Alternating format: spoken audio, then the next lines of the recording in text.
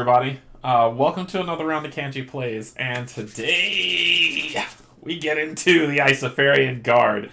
I did an unboxing of this last week, and this is probably my most anticipated game of this year. So we're gonna see if it lives up to the hype.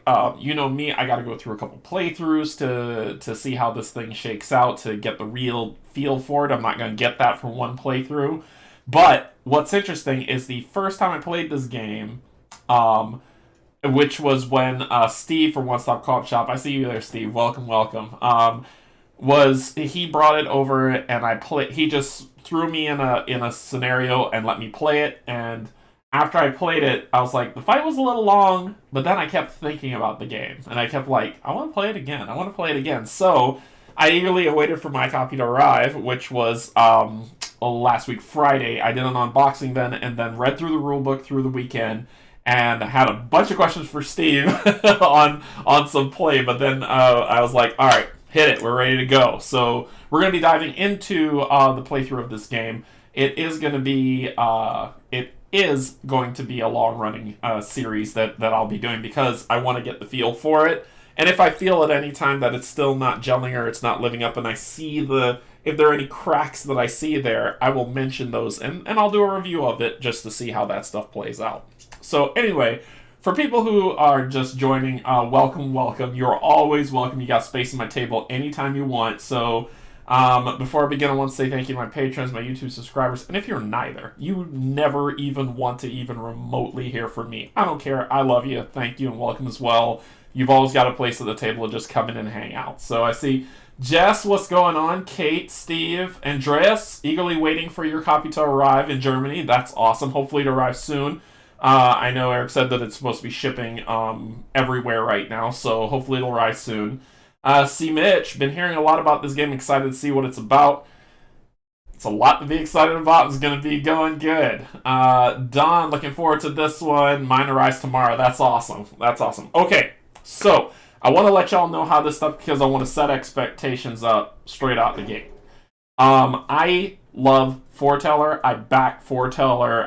They don't pay me any money. They don't give me anything. I pay for my narrations just as amount as you do as well.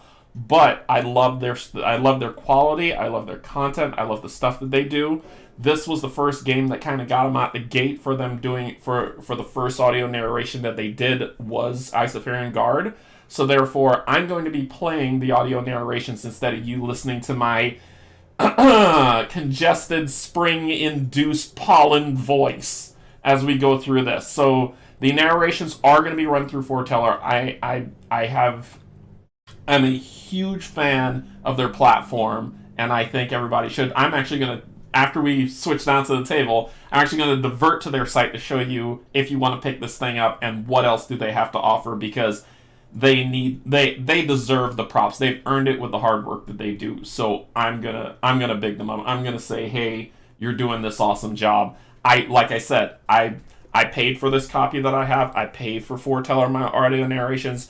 I get nothing, and I will never take anything from any money or anything from devs to say what they want me to say. I tell it like it is. If you're a first time viewing, if you're not, you know me well enough to know that I don't half step with that stuff. So, all right, let's get some information, and then we're gonna get down to table, show you a bunch of stuff, and then get into it. All right, so let's see. So, Isofarian Guard, it delivered recently. It's got a 9.0 already on the 68 people rating it. The one thing I always say about BGG that I always tell everybody, wait a year before you care about that score, because that score is people who had the super big hype to the game before it even came out and never played it, but they're like, oh yeah, this is going to be great, so they've already rated it. So ignore that rating, and I know Eric likes to see like that 9, but my thing is I want to set realistic expectations. Ignore it for a year. Then come back to it after a year, and if it still says 9.0, that's the score, right? But for right now, what I'm paying attention to is the 1 to 2 players. This is a solo or 2-player co-op game. It does not scale past that, so don't, if you've got a group of 5 people saying they want to play it, tell 3 of your friends they're out of luck. It's going to be 2 people or solo, and that's how it's going to run. But it's still a lot, and it's a narrative-based event that's going on. 45 to 90 minutes of playtime. Of course, there's going to be, when you stream, it's a lot longer, so set that expectation as well. 14 plus says that they'll play it, and the weight's about a 2.75. I read through the rulebook. I think 2.75 is fair out of 5. But there are some nuances that you have to be careful of. Other than that, like I said, this is a narrative bag builder game with sandbox elements. I forgot what they call that. Where you don't roll. There's no dice. There's just you pull in chips from the bag, and these are high quality chips. If you don't believe me, go check the unboxing. It'll let you know what you need to see. Designer Eric Bitterman, Sean, and David did a great job on this design. It looks smooth, it looks clean from what I've seen so far, and I really like it. Great group of artists. The art is gorgeous in this game and published by Sky Kingdom Games.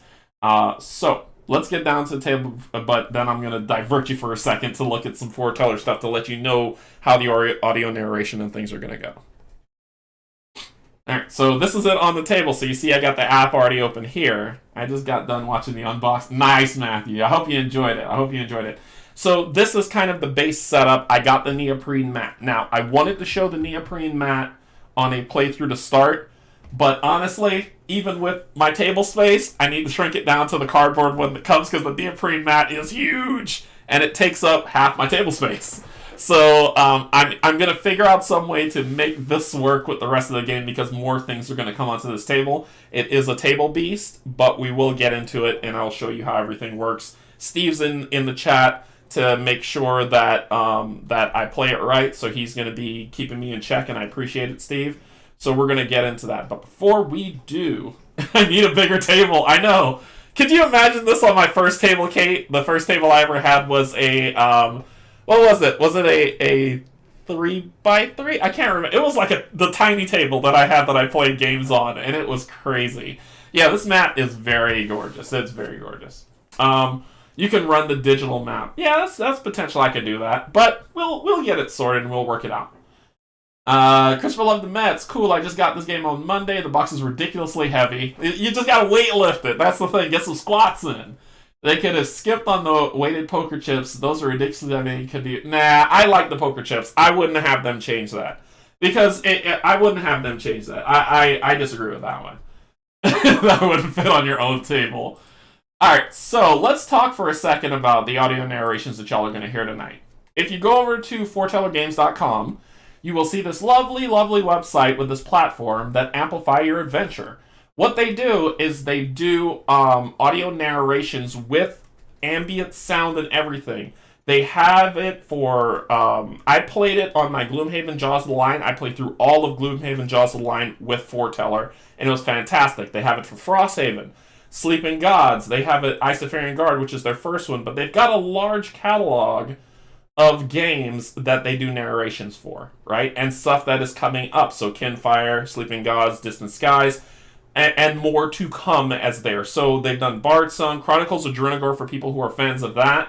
Hey, Lookter, how's it going? Welcome. Pull up a chair. So when we see Madara Act 1 on here, notice that it's free. There's no charge to it. The reason being is because Forteller didn't do the audio narrations for that. That was done by Succubus Publishing. But Succubus Publishing has since conscripted them to do Acts 2 and 3. So if you listen to Madara Act 1 and you're like, and it doesn't sing for you, or you're like, no, it's good, it's just Jaws of the Lion sound better, it's because Jaws of the Lion was done by Forteller. Madara's Act 1 came before Forteller came into existence, but it's hosted on their platform. However, they will be doing Act 2 and 3, so you'll get that difference in terms of that quality that you're used to seeing. But as you can see, they've got all of Gloomhaven covered. All of it. Above and below, and all these different ones that are on here for you to pick. But for our... And basically, let's go... here. So for Isofarian Guard, when you come down here, if you did not back it in the Kickstarter when it backed last year, you can get the entire narration here for $17, and it's yours forever. So just keep that in mind if that's something that you're interested in doing, okay? So this is where our audios get, this is where our narrations are going to come through, and it's going to open up with a narration. Now, I'm going to let you know, and I'm going to be straight up with you. This intro narration is going to be about 12 minutes. And it's going to be 12 minutes because it's opening the story for you, and then I'm going to get right into the gameplay, explain everything. So get your popcorn, get your movie popcorn, your soda, and your candy, and get ready to enjoy the really great audio that Forteller's put forward for you. I will always hype them because, to me, they set the standard for what this type of medium needs to be. If anybody else is doing the same type of work, this is the bar that they need to beat. Alright, so just kind of set that out there and set that expectation. Okay, so let's hide that. And you all care about seeing the Forteller audio that's going to pop up over here on the side. And I'm going to shut my face and play some audio for y'all. So here we go with the prologue. So prologue 7 minutes. At 7.5 minutes after that's done, I'm going to take a quick pause. I'm going to pause from there, talk to y'all a little bit, because that's 7 minutes worth of you all listening to the story instead of my wonderful nasally voice. and it's so that I could bring it back in, and then we'll start with where we start off on the story. If you do not care for audio narration, and let's just say, because somebody I probably already feel them saying, I don't care about audio narration, I don't want digital anything at my table. Perfectly fine. Campaign 1 book right here. Just flip this bad boy open, and there you go. Read it yourself, go through everything that you need. You do not need it. You do not need it. You could just go through the narrations. You could go through the story without the narration and be completely fine. So you have options, okay? Don't spend your $17 if that's not what you want, but I guarantee it's a big ad. So 4-channel narrations with individual voice actors add so much to the immersion. Yeah, you played Chronicles of Druidor with it? That's awesome. I'm glad to hear that worked out for real. Okay, let's get into the prologue. It is 6:06. Let's do this thing. Forteller, here we go.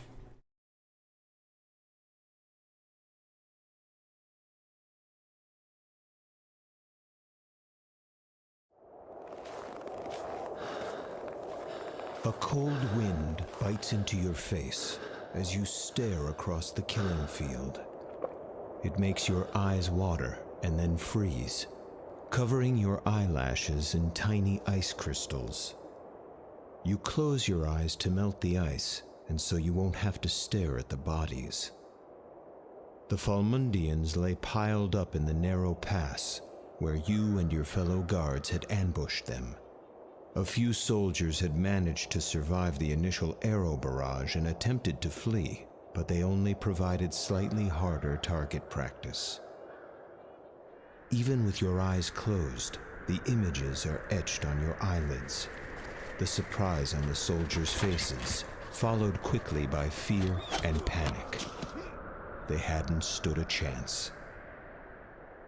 Already, the wind and snow are working to sweep the carnage under a fresh white blanket. You and a couple of the younger guards begin picking through the dead like carrion crows, searching for anything of value.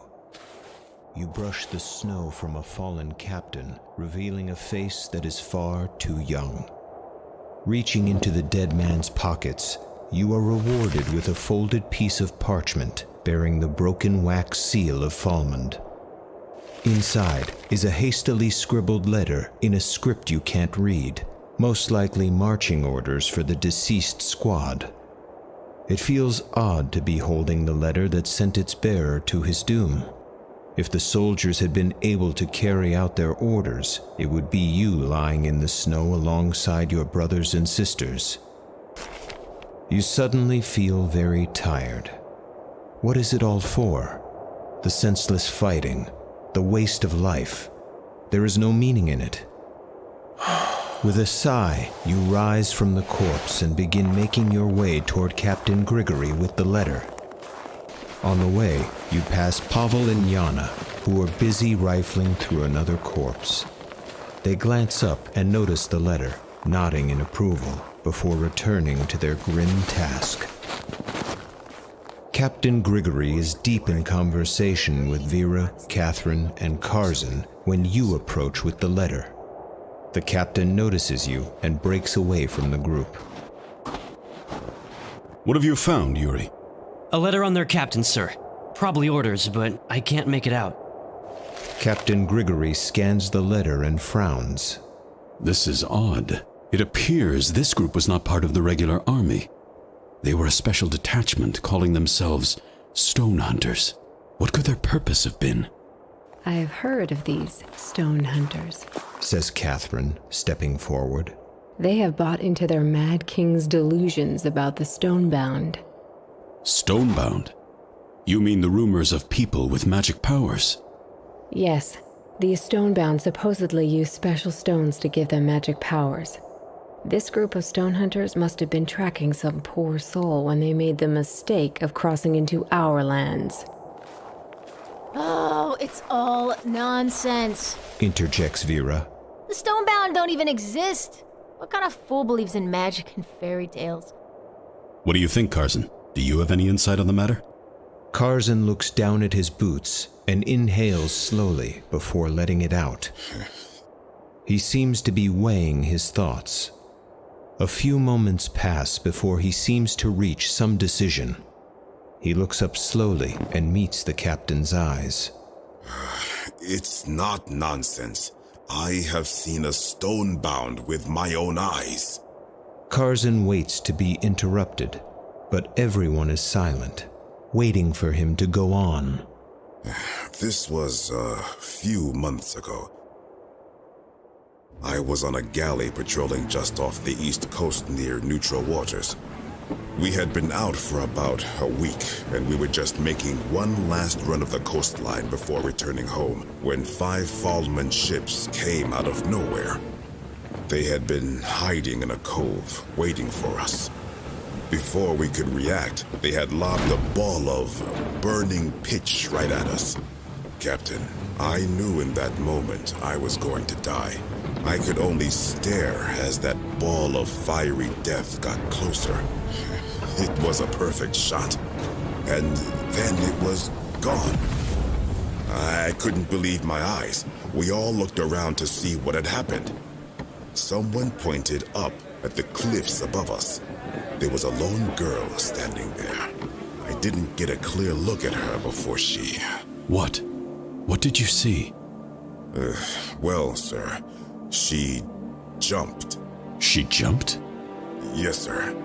My heart leapt into my throat. I thought she was going to die, but she didn't. She flew towards the Falmund ships like a falling meteor. Halfway down, a brilliant spear appeared in her hand, and she drove it right through the deck of the lead ship. Vera begins to laugh. It starts as a snicker and builds up to a full-on belly laugh. Oh, why have we never heard of this meteor girl of yours, Carson? Let me guess. She destroyed all the ships, then flew back into space, but not before stopping to give you a peck on the cheek. Enough, Vera. It's true. She destroyed every ship there, then disappeared. Vera doubles over in laughter until nothing but wheezing comes out of her. Oh, Carson. Carson turns away in disgust. I know what I saw. I don't doubt your sincerity, my friend, says Captain Grigory, placing his arm around Carson's shoulders. But perhaps you were so scared in the moment that you weren't thinking straight. Captain... It's okay, Carson. We'll speak more of this later. We need to check on Pavel and Yana, then head back to Silny. Captain Grigory heads back down into the narrow pass, followed by Catherine and Vera, who is still chuckling and wiping tears from her eyes. You put your hand on Carson's shoulder, offering silent support before following the others. When you reach them, your breath catches. There before you stands Pavel and Yana, each holding a strange stone. Stranger still, they are glowing. Carson smiles and looks at Vera. She isn't laughing anymore.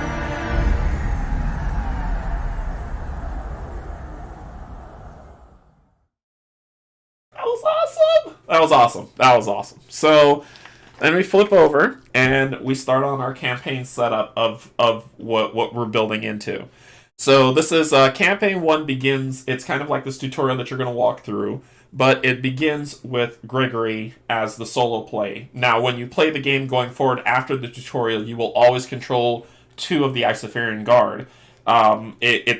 It will be, since they play differently in each one of the campaigns. The first campaign is going to be Gregory and Alec, and so Alec will appear later on. But for tutorial purposes and teaching you how to play this game, it's going to just be Gregory by himself. So that's why I have him fully set up, and I set him up according to this. Dan says, David said, my copy was supposed to be here yesterday, but it looks like UPS lost it. Oh no. Oh man. Contact Sky Kingdom and see what they can do or if they can help track it. That's awful. I'm sorry to hear that. Dan Roberts, got my playmat today. Game will be here on Thursday. Looking forward to this. Golden age of solo gaming, perhaps? This looks amazing. It feels amazing. Alright, so in terms of the setup, it's saying just kind of how we're going to set up Captain Gregory. And let's come in here. So, this is basically what it's setting up for him. It's saying that he's going to start with 20 health. And these dual layer boards that are on here, I'm going to put one of the red cubes for his health on 20. That's how much health he has. His fight, whenever he hits somebody, he's going to hit for at least 3, unless something shifts that ability up and down. And then his defense is he's going to block for at least 2, unless there's more things that I'm adding to the game. He starts off with his weapon, which is this, which is the Captain's Blade. It's a 1-star, so it's the beginning one. What you see on there is, if you look at the bottom left, that the sword symbol that you see is what you have to contribute to fight there. So I have to contribute a sword token or a sword chip from the bag to this to be able to do a regular attack that doesn't add any modifier. So it'd just be 3 damage straight out. I've spoken with Eric, who is yelling at UPS on my behalf. That's awesome. I know he really cares about getting everybody this game. So hopefully that works it. I'm going to talk about this in a second, so we're going to skip by that. You get a guard's tunic, which is here. All it does is just kind of clothes. You get clothes, but sometimes clothes can add buffs, but just in this case, it doesn't. However, if you flip this over, you'll notice that on there, you see that nice little circle that's there? That's a gem slot. So that means that you can actually socket a gem inside this clothes. Think Diablo. Remember how you could do sockets in Diablo? It's like that, where you could socket a gem in, and that will give you an ability. So a lot of abilities need gems. This is where you put the gem in socketed places so you can use those abilities and have them equipped. Alright.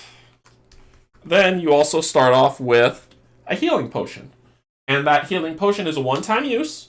It'll heal me for 5, and then it's consumed and it's gone. But you start off with at least that so I can heal if I'm, playing like I usually play. You also have action points. That's what these grayish-black cubes are. So I start off with 2 action points, which means anything that I want to do is going to cost an action point. So that's what it's going to be. Then we move over to this side of the board. And on this side of the board, we have the setup, which is each guard comes with a set of abilities. On this side, for instance, and when I get in the combat, you'll really see how cool these abilities work. So on this side, sorry for that, let me move this up a little. There we go. So on this side, he has his guard. Let's talk about from top left to right and then go down. So the top left means that this is a flip ability. So when I use it, I flip the card over to its opposite side and use that. And then when I do that, I flip it back again. So every round, you have the potential of doing something different. So where it looks like, oh, you've only got 3 abilities. No, I've got 6 to start with. And I get to determine how I want to do that when I'm fighting.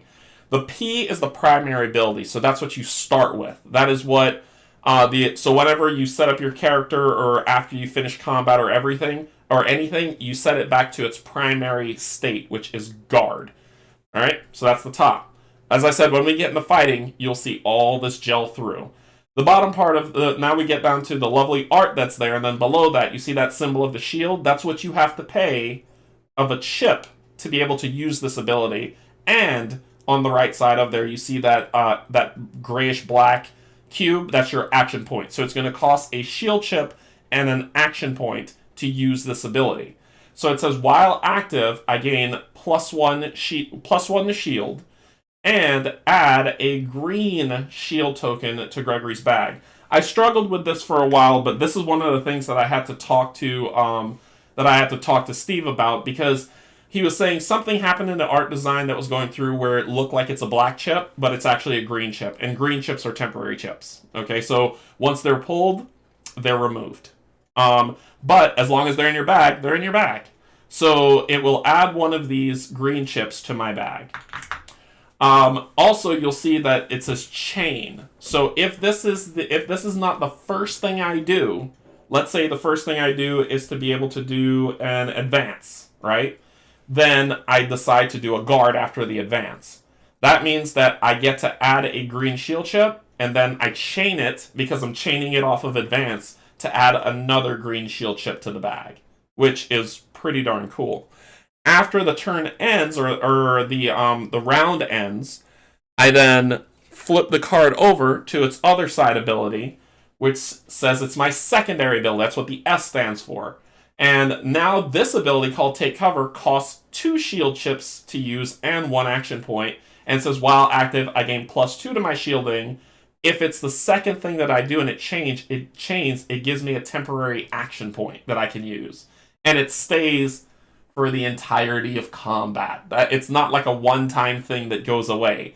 It stays for all of combat, which has me super excited for that type of stuff. His next ability is going to be called Feint. And once again, it's a flippable ability. It's primary ability. It will cost me a sword and a shield token. There's not one token that looks like that. I will have to pay a shield token and a sword token, as well as one action point. And I will add one shield. I will add a negative shield token, which is this one. So this chip here, you see, like, it'll say -1 on it. I will add this to the enemy, which will reduce their shields, and this stays on. And if I chain, I then also get to attack the enemy. So it's like I'll reduce their shield, and if it's the second thing I do, I chain it, then I get to attack the enemy as well, which is stinking cool. After this turn's over, the round's over, I would flip it to this side, which is preparation. And it says, okay, now for a cost of 1 shield and 1 sword chip and 2 action points, I can add, I can't read that symbol, sorry. I can add a green +1 fight token to Gregory's bag. That'll boost his fight when I pull this. I could chain it to add another one, which is amazing.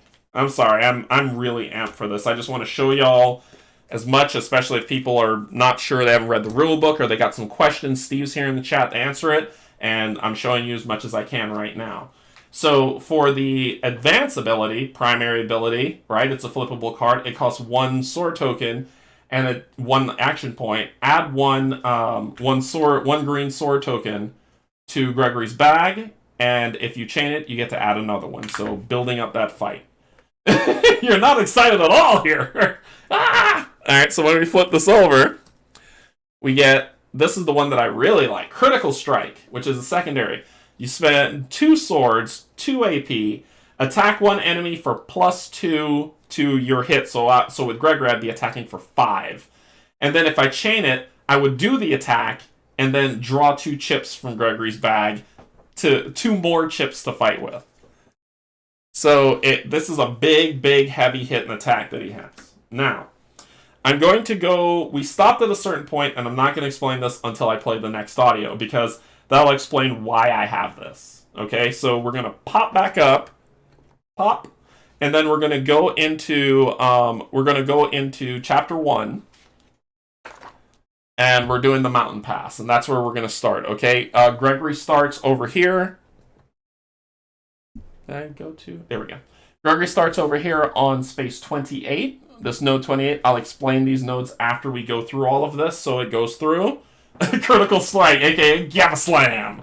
But that's where he's going to start. I'm using his chip only because I haven't painted the mini yet, and this game deserves the respect of having a painted mini on it. So, so he's going to start on 28 with that chip there for him. And we're going to go into the audio narration. When we come back, I'll explain what that special ability is, and then we'll get into some gameplay. All right? So let's go ahead and go back up. That. I'm going to shut my face.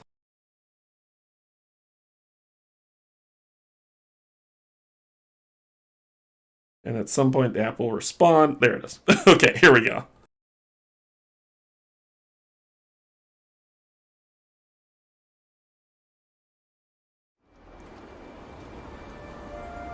Pavel and Yana are glowing.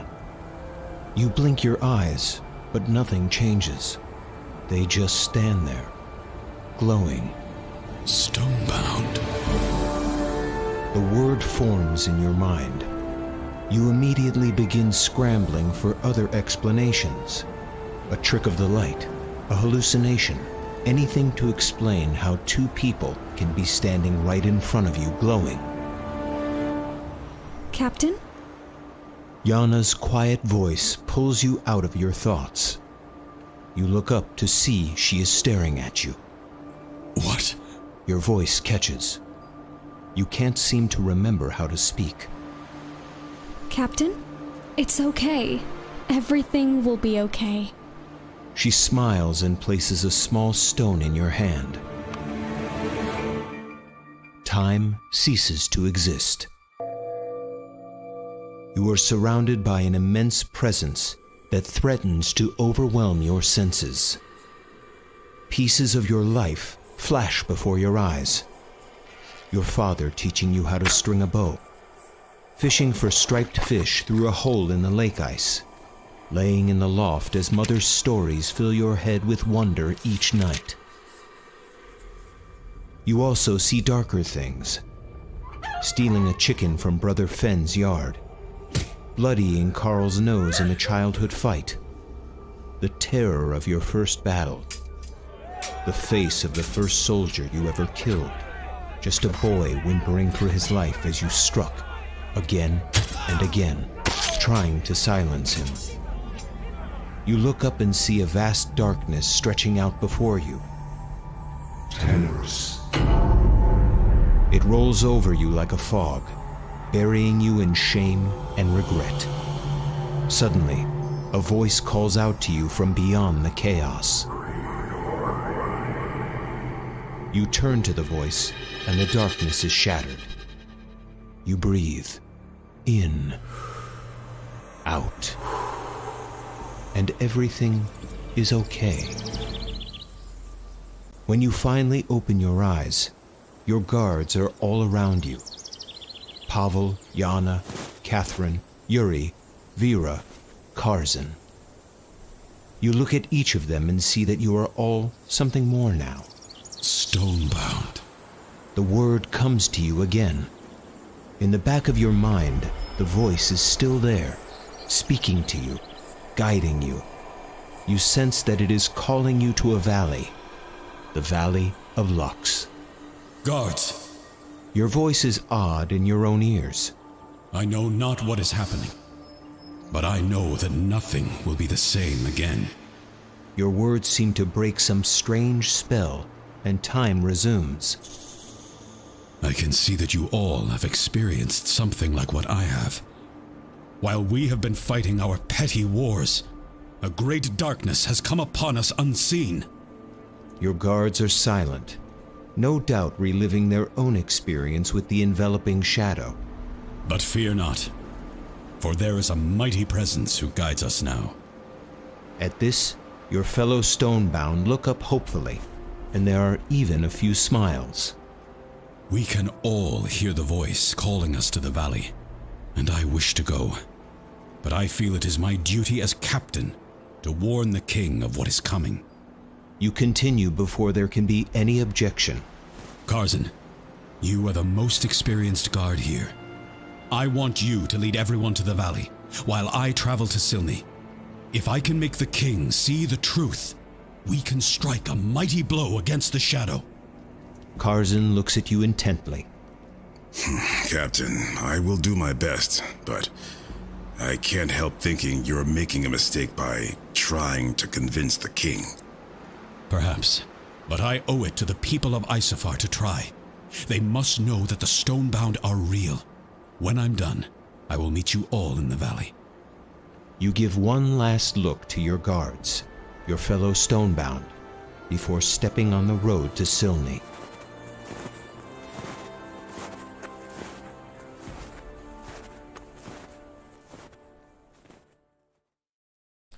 Woohoo! Hey Mike, hey Loktar, how's it going? Hey Bob, hey Staccato. You're not late, we just caught the narration, so we're getting into the gameplay.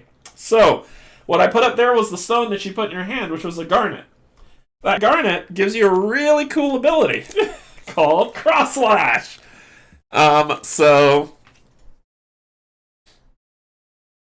Cross Slash, which is a Stonebound ability because I'm Stonebound now, has this magic effect called attack all enemies for +1. So how many enemies are attacking me, which more than one will attack you. You can attack them all with +1, and this is a Stonebound ability that doesn't cost a chip. However, you get a gem, and if you look on the back of the card, you'll see what gem you get, which is a garnet, right? Which is there. So you grab the garnet, and then to be able to have this ability and to use it, you need to socket this garnet in one of your items. So we know that on our Captain's Blade, we have a slot, so we're going to slot it into the Captain's Blade. And that is going to be how we get access to that. We take, let me hide this, zoom and zoom. We take a gem from the game, a garnet gem, and we put it in its active slot. So this is the active slot, the inactive slot, right? So whenever you have abilities, you can even have Stonebound abilities up here instead of regular, that you have active and inactive. That's why those slots are there. So whenever when we get into, yes, and it gives you a bonus as well, thank you. And when you get the garnet, you flip it on the other side, and that's the chip that you get to add to your bag. So I get a double slash in my bag, one of them. So thanks for reminding me, Steve. All right. So this ability here, whenever I'm going to use it, I just put the gem on it, and then at the end of the round, I move the gem to the inactive state. And then at the end of that round, it moves back to the active state. So it's basically, when you use it, you lose a round where you can't use it, and then you get it back, and then you can use it again. That's how it works. It just kind of cycles, so it makes sense. There's positive effects, negative effects, and chips that are no longer out of your bag. Okay? So we start off, as the book says, we're going to place it, because I have to get to Silni, we take the narrative chip, which these chips are legit. They rival chip theory. They rival them. I grabbed the chip theory chip from Victorum, and I held it up against these chips. They go toe-to-toe. Hello, Bob. So we're going to take this narrative token chip that's here, and we're going to place it on node 32 on the map. Alright, I'm going to move this over here for now, because a lot of stuff's about to happen. So, we take it, and we put it on node 32 there, which we're trying to get to the gate to Silni. Alright, and we're here, and we have to keep moving along the road to get there. Now, this is Steve, who's in the chat. He did a review of his playthrough. I think he got really far in this game, and he's done a review of the game so far. And one of the things that he said was kind of a meh, but I understand why it's there, and so did he. So it wasn't that this game's bad. It was just more, I wish there was more to do for this part of the tutorial, but I fully understand why they did it this way. So it wasn't a down. It was just saying, I wish there could have been more for this one. So what we're doing is this, since this is a tutorial, it is walking us to Silni. There is no other way we can go. And what we do is we have to move from node to node to node to node to get there. And every single time we move, different things happen. Now you notice that these nodes have different colors. Blues are water nodes. These yellow ones are regular nodes. Greens are nodes where you can harvest and mine and forage and do all those different things. Reds are impassable nodes, so unless the story tells you can pass through there, you cannot go through a red node or to a red node. So that's what those things build them up for. And then these orange ones that are here take you into a city event. So, and I have all that stuff set up for us to go through to get. So what this tutorial is telling us to do to start is to move to node 30. So we move from 28 to node 30 along the trail. And then what you have to do, boop, is you grab this black bag. In this black bag, I have put two compass chips, a 3 skull chip, a 2 skull chip, and a 1 skull chip. These are encounters, and these are story events. Okay? So you put them in this lovely black bag, and you give them a... You know, everybody likes to hear that noise. The rustling of chips. And then you pull one out. And I pulled a compass. So when I pull a compass chip out, what I do is I take a purple cube and I place it on one of these decks. Now, let's go over here and take a look at these decks that are here. These are the story event, the side quest decks. Just think of them as side quests, okay? But to get a side quest, you need to accumulate 3 purple cubes on a specific region to get those. So since I pulled this chip first, right? That is the purple cube. And because I'm on... Is Red Mountain, right? Is Red Mountain, I think. I put it on the red... Because I'm in the mountain region. If we look at our map, I'm still in the mountains, walking along the mountains. So there's mountains, plains, forests, right? So since I'm still in the mountains, this will go on the mountain deck. So when I get 3 purples on the mountain deck, I get to shuffle, draw a card out of here, and go on the side event and see what happens. It could be events, it could be quests, it could be so many different things. But think of them as if you are if you're playing Gloomhaven and you have a city event and a road event. That's what these are. But we just need to build up to do those. So one goes on there. Once I pull this chip out, I put it back in the bag, give it a shuffle, and I'm done for that node. Nothing else happens. I don't need to pull anything else. So then we're going to move to the next node, which is 31, and hopefully we'll pull another and y'all will see an encounter. So what do we got? Another one! Y'all aren't going to see an encounter today. Sweet! So I pulled another one, which gets me another purple chip and the mountain node. And then that'll go back into the bag. So, cool! It's an uneventful walk. So finally, so that ends that round. And then the tutorial's gonna move us on to the story marker. Boom, on there. And when it moves on to that story marker, it says, once completed, move to the story marker. We're going to grab the Silney map. And Gregory's going to go into Silney, so we're going to begin the Silney narrative of this, okay? Silney is a locale, which you'll see right here. That's the city, but there is a zoomed-in version of the map that we're going to get to immediately so you can see it. So that was the biggest luck ever. Every time when I was practicing, I pulled a chip. It was always a triple skull. So, yeah. Anyway, let's get to the Silney story. And let's go up. Turn this back on, and let's go to Silney.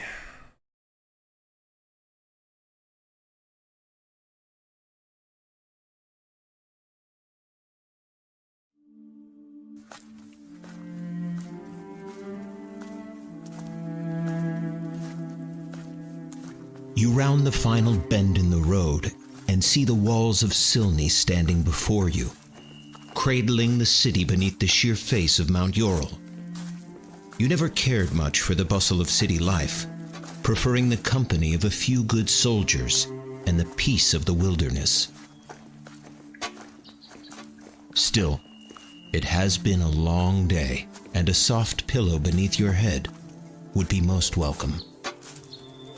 But first, the king. Who goes there?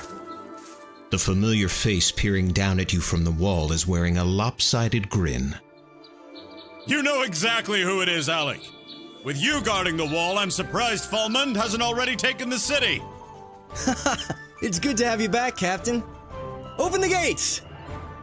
There is a slight pause before the Seer's gate cracks open, and then swings in with a great groaning of timbers.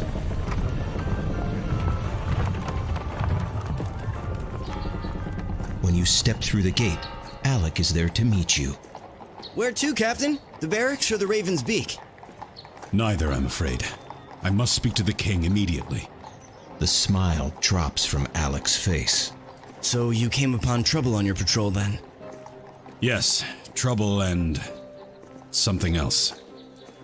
You suddenly feel self-conscious about being stonebound.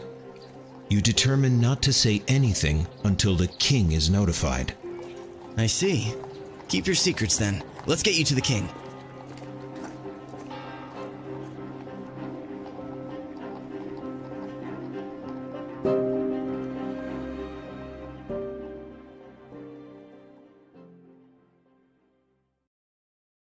Cool. So, let's hide this.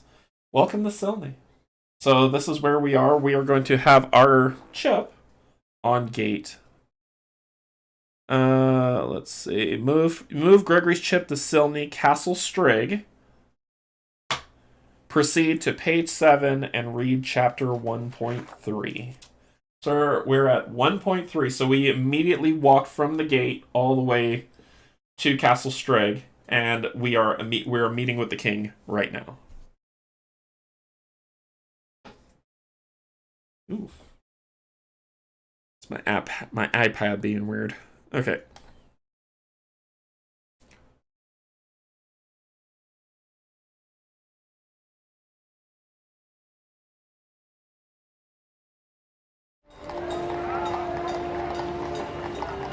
After passing through the chaotic city streets, you see Castle Strigg rising above the inner walls. Alec escorts you through the inner gate before passing you off to a member of the King's Guard. Farewell, Captain! If you get the chance, stop by the barracks before you leave the city. I know the guard would love to see you. Thank you, Alec. I'll be sure to do that when I'm done here. Make sure to keep your eyes sharp on that wall. You return Alec's salute and turn to ascend the steps to the Great Hall. 2 more of the King's Guard pull open the hall doors, and you are greeted by the booming voice of King Karst. Gregory, my faithful companion, I'm glad to see you. But your early return does not bode well. Tell me, what have you encountered out on your patrol? King Karst's frankness is often jarring to outsiders, but you know that the king doesn't suffer foolish pomp or idle pleasantries. It is often best to get straight to the point. My king, we ambushed a band of Falmund soldiers in the mountain passes west of here. Judging by their brazen actions and the material they carried on them, my best guess is that they were stone hunters. Stone hunters. King Joram has gone well and truly mad. He now sends good soldiers to their death on a fool's fancy. My king, I know this sounds unlikely, but King Joram may not be as mad as we suspect. I have seen something that will change our understanding of the world. You pause, screwing up your courage before uttering, "The Stonebound are real." King Karst locks his gaze with you before a new voice breaks the silence. The Stonebound do not exist. A cloaked shadow emerges from behind the throne. Greetings, Temnota. I was wondering if you would be skulking back there. Such disrespect is unbecoming in one of your stature. I'd be more careful, especially after espousing such heresy. The truth is not heresy. Well then, show us the truth.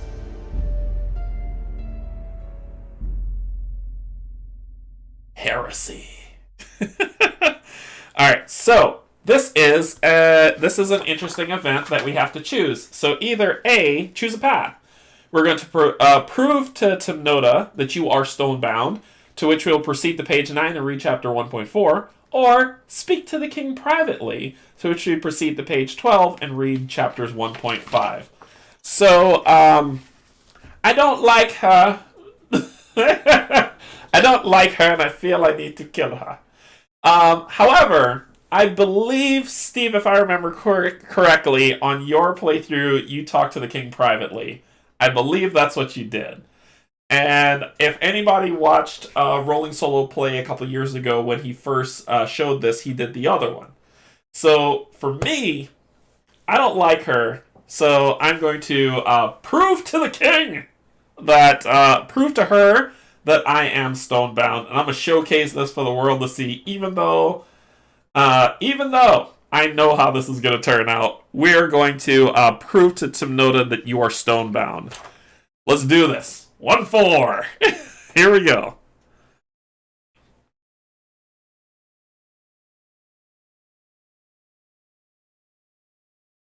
One thing I want to show in here before for people who are looking at the app, you see this here? It says 1-3 played, right? Now it's giving you a choice to make. So if you do 1-4, you'll go there. You'll go to 1-4, or the other one you'll do 1-6, which is cool.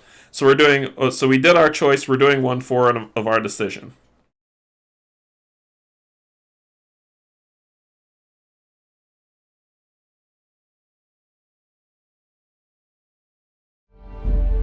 A.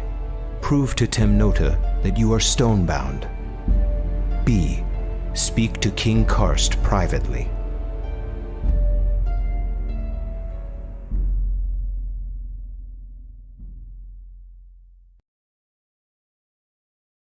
So you see, you get a decision path. Forteller actually gives you the decision path for you to choose for the way that they're going to do the narration. I think this is really cool. This is why I say they set the standard.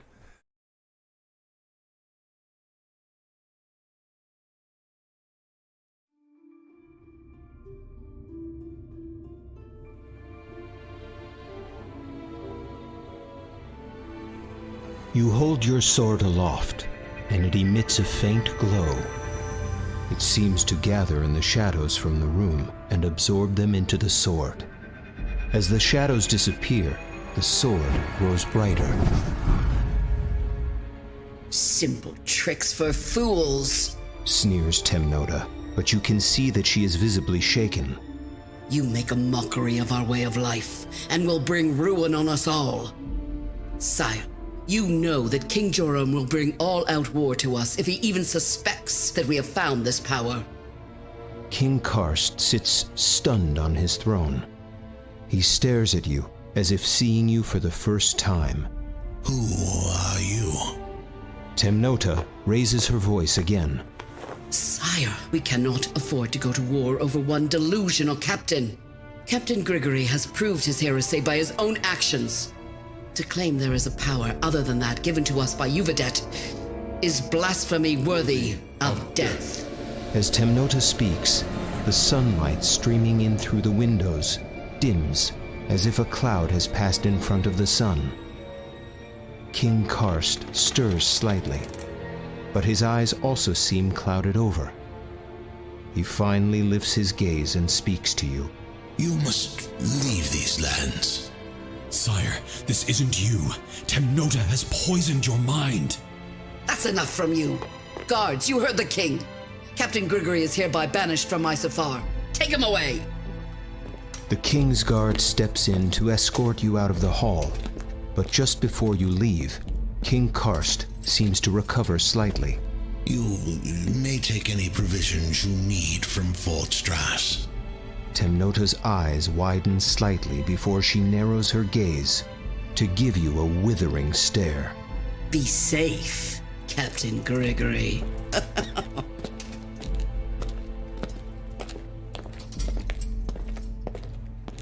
I'm gonna have to kill her, and I'm gonna enjoy doing it. So let's see what happens.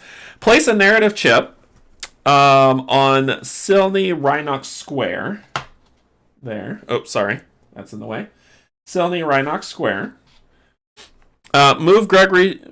well, it says place a narrative chip on Silny Rhinox Square. Move Gregory's chip to Silny Rhinox Square. Proceed to page 11 and read chapter 1.6. So it's a lot of story setup that's happening here. So we're doing chapter 1.6. Here we go.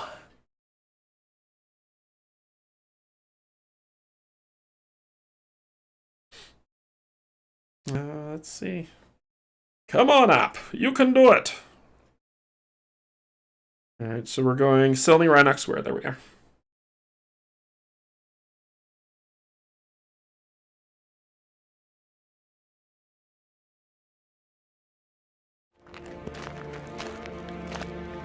You pass through the streets of Silni in a daze.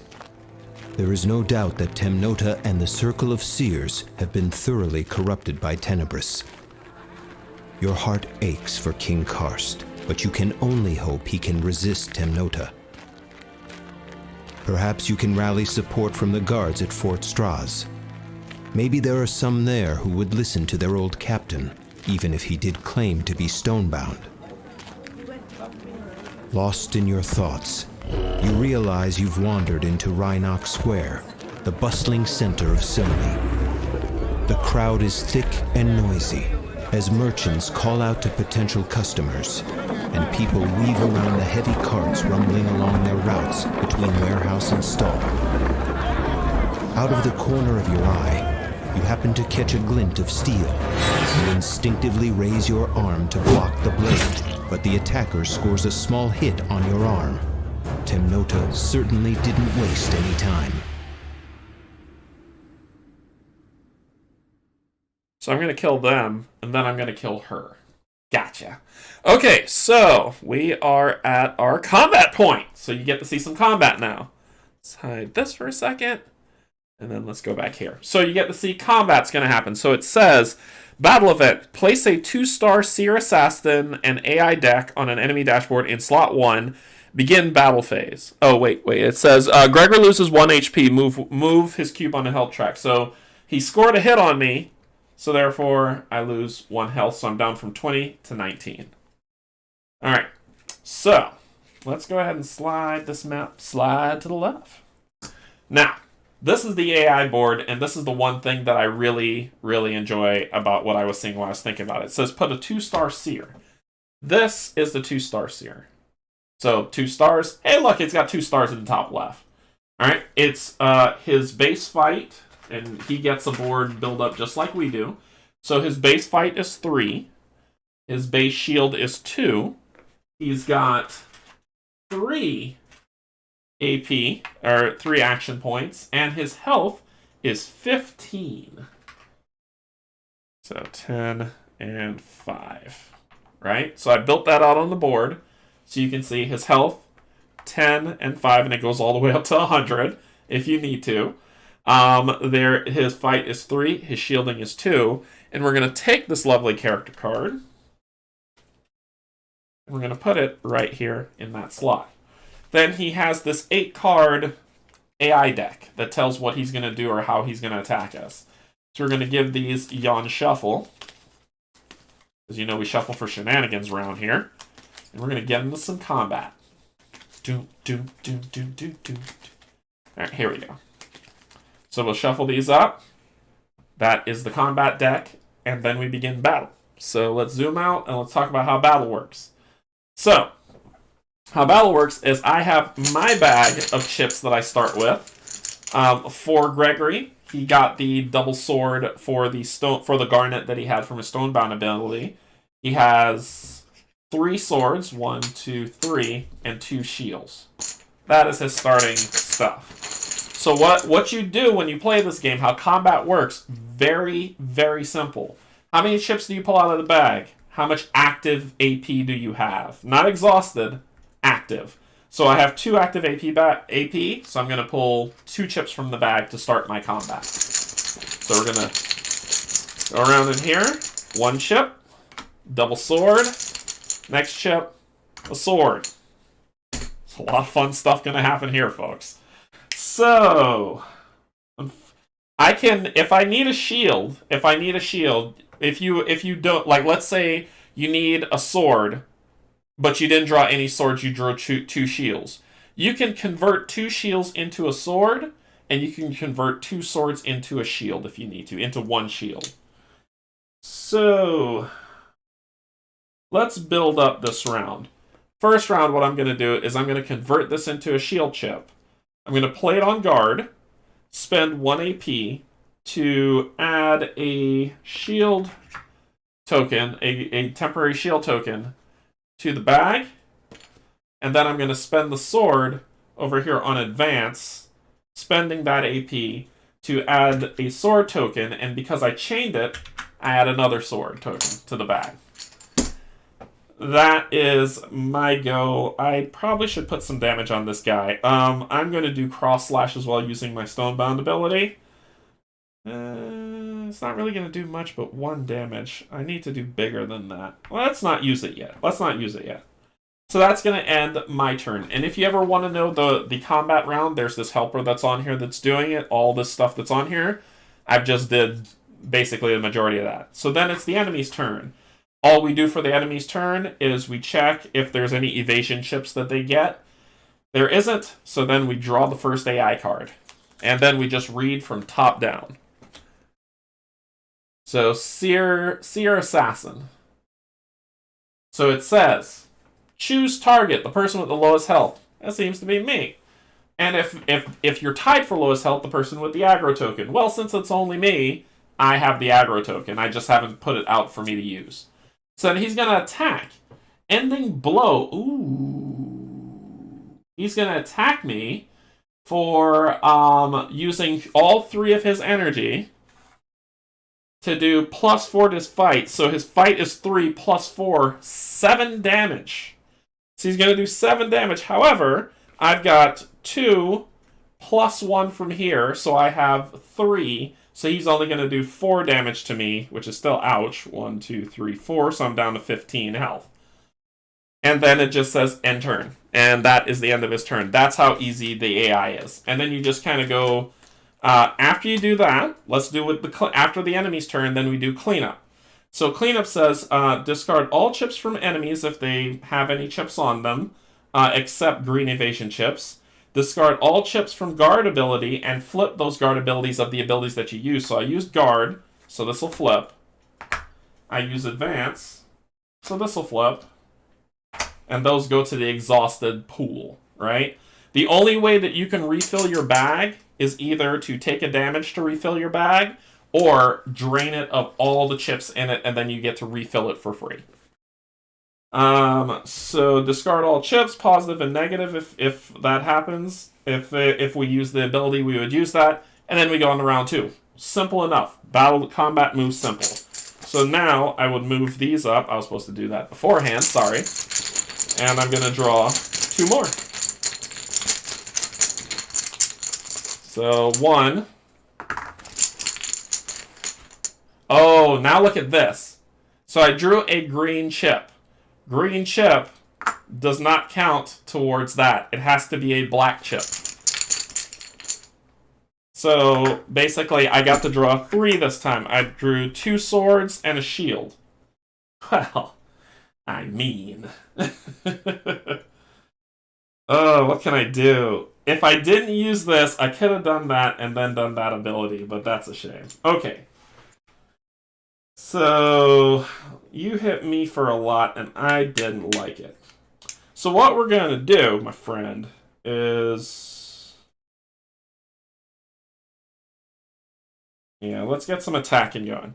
The first thing I'm going to do is I'm going to use a chip for the Captain's Blade to attack you. And Steve, you'll have... this is the question I had for you that I wasn't too sure on, but I think I could chain. Because if I play the Captain's Blade and use that ability, can I then chain with Feint and do a triple attack? So that was the one thing that I wasn't sure. I don't think I can, but I'm unsure. Or... yeah, that wouldn't chain. That wouldn't chain. So I'm trying to see if that's possible. If Captain's Blade, I could chain off of that with chain only works with ability cards. Okay, okay. So this doesn't give me a lot of options. This does not give me a lot of options. I can hit him for 5, but that's all I'll be doing this round, and this will get wasted.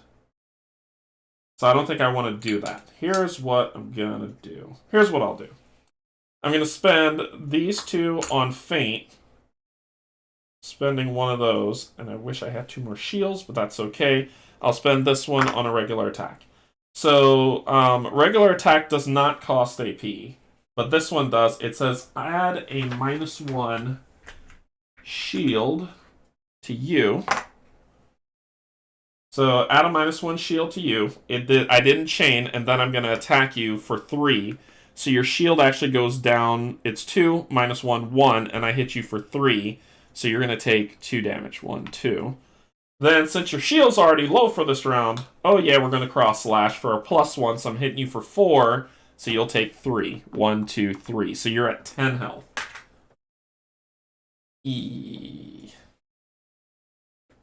Yeah, so I just hit you. I hit you down for 10. You hurt me, I hurt you back. And that ends my attack on this guy. So what do I do at the end of my attack?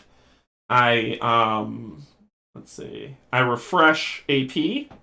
Then it is his turn. I draw a card. And I deal with the fallout. So his attack is a lot of stuff. He is supposed to get all his AP back. Sorry. I forgot to do that too. So, Seer's Assassin. So choose the person with the highest AP. Me. Viper Strike. So you're going to spend 2 AP to attack me for +2. Oh dear. So that is +2 to a 3, so that's 5. I have 2 shields, so you're going to hit me for 3. 1, 2, 3. Then it says, if attack deals damage, I'm going to add a poison token. Where are you, Mr. Poison Token? I always have to go look for them. What color is it? What color is it? It's purple. It's purple. It's purple. So I add one of these lovely tokens, poison tokens, to my bag. Then, he is going to, with his 1 AP that's left, he's going to then move to the next and do tonic for the cost of 1 AP, because he is going to heal 2, so he's going to go back up to 12 health, and then he's going to draw another AI card. Now remember, this end effect has not occurred because we're still at the draw 2 effect. So I'll put that to the side, and he's going to draw another card. So his card that he drew is going to be, choose a target. Hey look, add another poison token to the bag. And then he's going to try to attack target -2, but he doesn't have any AP left. He's exhausted it. And then opportunistic. If he has another one, then he would draw another card, but he doesn't, so therefore this one ends. Thank God. And then, which then changes back to this one ending. And then you do it. Well, it did say to do it. Why not? It said add it in the bag. Yes, you do. Right there at the top. Choose target. Add it in the bag.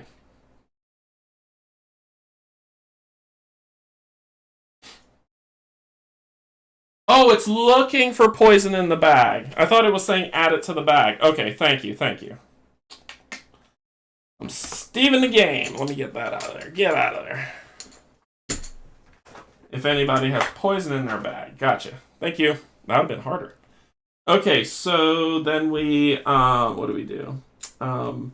We resolve action items, activate remaining enemies, refresh exhausted AP, then discard all chips from enemies, and return them to the supply. Okay. Let's see. Flip over cards that have used Stonebound abilities, so these two will go here. This will flip to preparation. This one was used, so this will actually go back, because that's no longer going back to the bag. That doesn't flip, and then this goes to exhausted. And that's it. We're ready for the next round. I heard him too.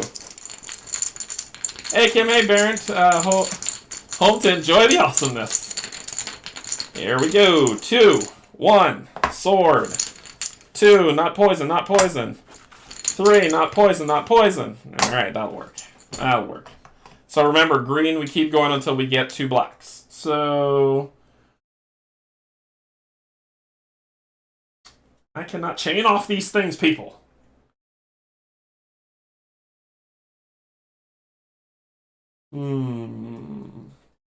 I think we gotta go for the big hitter on this one. I would love for there to be more. But I can't chain yet to get what I need. So I think we're going for the big hitter. I'm going to convert these two into two swords. Into a sword. I have another sword here, and I'm going to spend both AP. On critical strike. And we're going to do attack one enemy for +2, so we're hitting for 5. You got a shield of 2, so you'll take 3. 1. So it's 1, 2, 3, so you're at 9 health. You just got to take that. I'm sorry. Can't be fooling around with you. I am also... Not yet. Not yet. That's going to end my turn. That's all I can really do right now. So, then I'll get all my AP back, and then it is his turn. Choose the target with... Yeah, whatever, it's me. Viper Strike. He's going to spend 2 to attack +2. So he's dealing 5 damage. I've got 2 shields, so I'm going to take 3 damage. 1, 2, 3, going down to 9 health. Then if an attack deals damage, I add another lovely poison token to my bag. So I've got 2 poison tokens in my bag. That's not good. So then he's going to heal 2 again because he keeps doing that to me. So he goes to 11 health. Jeez. This guy's getting on my nerves. And he's going to draw another card. How many of these things does he... It's the same card. Okay, so once again, he can't do anything because it's the same exact card that he had before, where it was the choose your target with people with poison in their bag, but he doesn't have any more of these to do, so it automatically ends his turn. He'll get all of these back, and then we do cleanup. So this will come over here to exhausted. Get shield back. This will flip to advance. And this will go back to ready. So he's just going to keep healing himself. This is going to be a long fight. Here we go. I've got, you can look to see, I've got 3 tokens in the bag. 3 tokens in the bag, and 2 of them are poison. So you know what I'm going to do. On my turn, I'm going to take a damage. I think it's taking a damage to get all your tokens back, right? Yeah. Lose 1 health to refill the bag, which is what I'm going to do because this sucks. So I'm going to lose 1 health going to 8 to get all of these back in the bag. Then we're going to draw.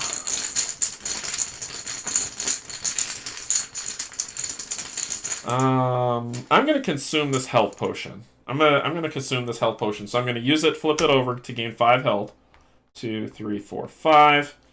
And it is going to be consumed. And then I'm going to draw my 2. First one, double sword. Why did I draw that before? Second one, shield. So double sword and a shield.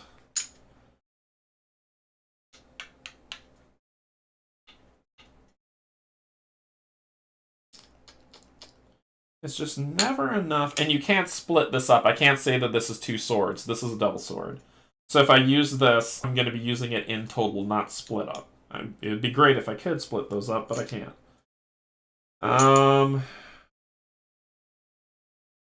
Let's shield up this round. There's really not much else I can do.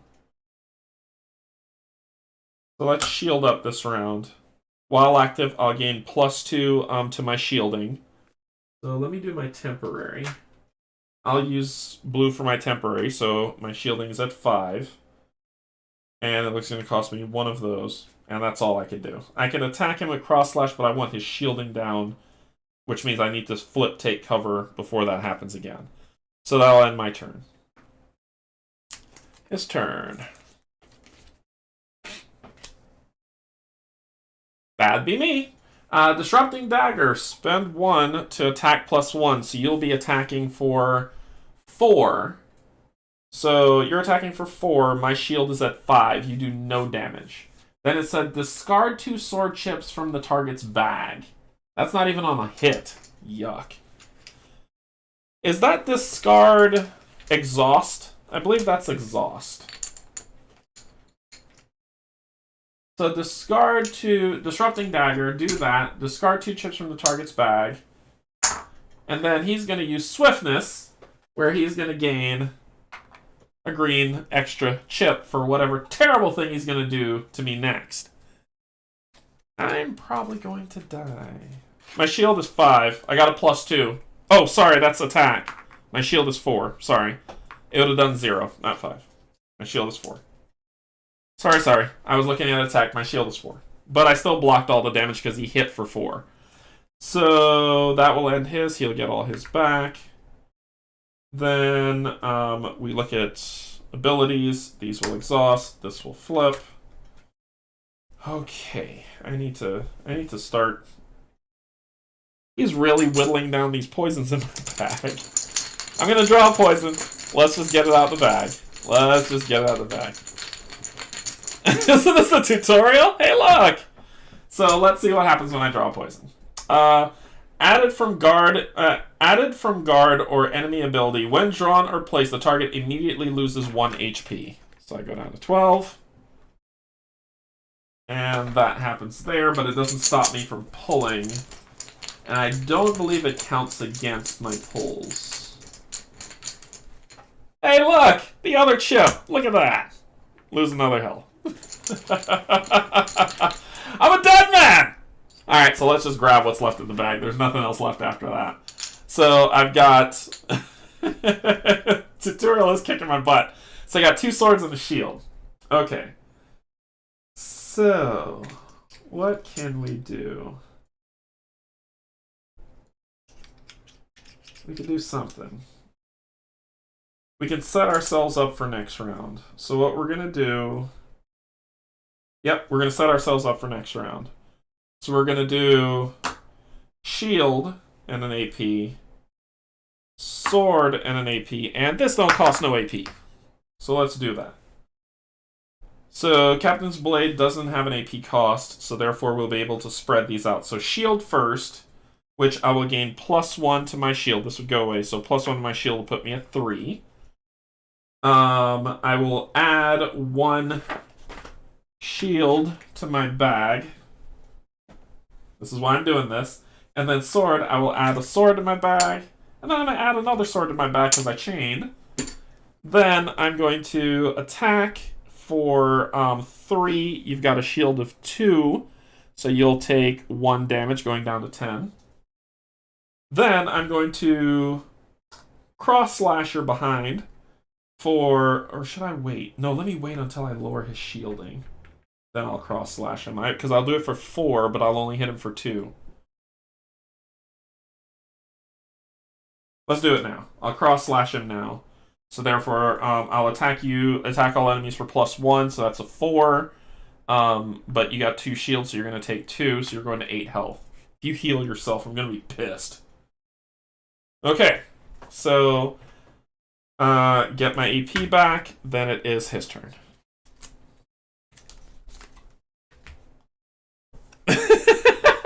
Y'all know how this is gonna go. Here we go. High aggro. Acidic Blade. So 1, and he's going to use Acidic Blade. So attack +1. My shield is 3. You attack for 3 +1, 4. So I take 1 damage, going down to 10.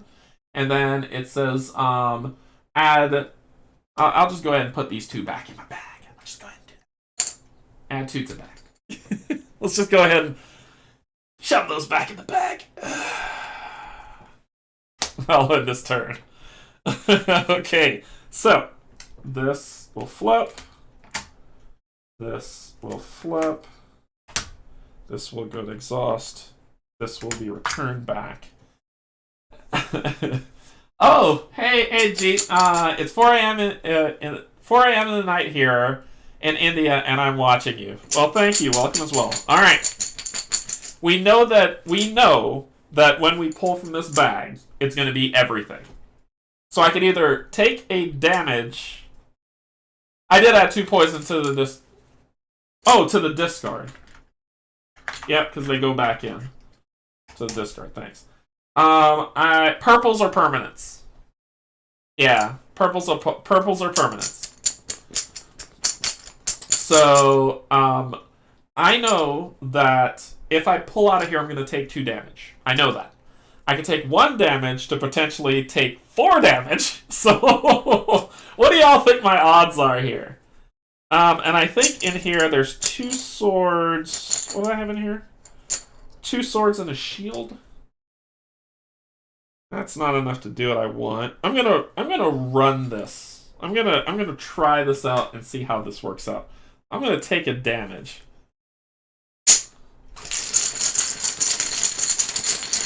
Oh boy! Here we go.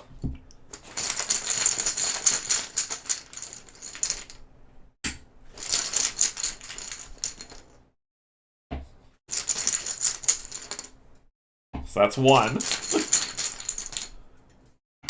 Okay, so that's 2. So we're gonna take a damage going to 8. It was a better bet. Let's put that on the negative side. And then we've got 3 swords. We've got 3 swords and a sword and a shield. This is exactly what I want. I think this is what I want. I can make this work. I know it. I can do the critical strike with these 2, but that's all I can do with these 2, and these would be wasted. Ah, they're all 2 abilities, and I just dropped my chip. No. Dang it, I wanted to get this green chain and it didn't work.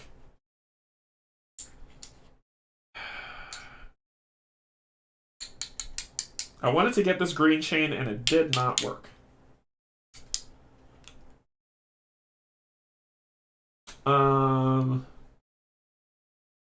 So I could do this, but it'll cost me 2. It'll give me a +1 fight. But these 2 swords, I can do 2 Captain Blade Strikes, I believe. Because those don't cost AP, they're just Captain's Blade Strikes. So I could just do 2 regular attacks. Or I could do a big attack and then 1 attack, which I think is what I'm going to do. So 2 there, spending both AP, and 1 on Captain's Blade. And then I've wasted a shield. So attack 1 enemy for +2 damage. So I'm hitting him for 5, and he's going to take 3. 1, 2, 3, and he's supposed to get that back. And then I'm going to hit him again for 3. He blocks, so he'll just take 1. So he's down to 4 health. Okay, so then we'll flip this. Oh, not yet. Sorry, leave that there. His turn. I get my AP back, and then his turn is last card. Oh my god, he's gonna kill me. Okay, so here we go. Disrupting Strike. He's gonna spend 1. Then he's going to attack me for +1, so he's attacking me for 4. I have shield of 2, so I'll take 2. 1, 2. Then discard 2 sword chips from the target's bag. Please tell me I've got... Here, let me just pull these out so I can see them. Any greens that are swords? Nope. So 2 sword chips being discarded. Okay. Then he's going to gain some more speed on him. And that's going to end this turn. We went through the entire deck. I played terribly. Okay, so these 2 will flip this. These will go back. This will go to exhausted, and this will go to exhausted. Oh boy. Okay. It's only one way to go. That's straight down hell. Of course I'm going to draw them. Of course I will. Of course I'm going to draw the poison tokens. Of course I'm going to draw the poison tokens. What are you talking about? Look, I drew all of them. I drew all of them. The bag's empty. 3 damage. 1, 2, 3. Sweet. Then... Woo! Alright, so... Okay. So let's chain this so I could get some energy and potentially live this round. So here we go. I'm going to do advance for 1. Can I kill you? Can I kill you? I can attack you for 3. You'll take 1. I need a bigger hit. I need a bigger... Oh, and this would have come over. I have to refresh this. Cross slash is ready. So, let me see if I can kill you. If I attack you, if I turn this into an attack, that's just going to be 1 damage, 1 damage, 2 damage, you're dead. Yep, so let's do it. We got it, we got it, folks. We got it with cross slash. We got it. So I'm going to turn this into a sword, and I'm going to Captain's Blade you for 3. You have 2 shield, you take 1. I'm going to Captain's Blade you again for 3. You'll take 1. And then I'm going to cross slash your behind for 4. And you take 2. 1, 2, you're dead. I win! It was a near thing, though. But I won! So, there we go. Okay, so... The enemy is defeated. Return all chips and enemy dashboards back to the supply. I can't use the same action twice? Oh, then he'll have 1 health left. And I'm going to shield my behind. So he'll have 1 health left. I'm going to shield up with take cover. I gain a +2 shield. That's +1. Where's the +2s?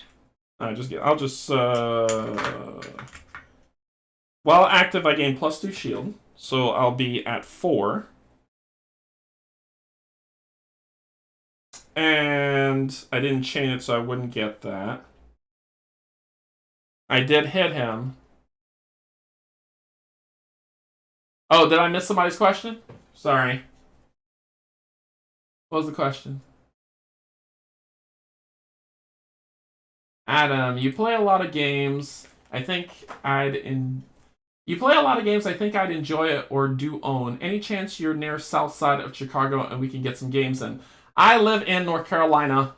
It would be cool. I'd be down for it always. But I will be at Gen Con. So if you see me at Gen Con, say hello. Yep.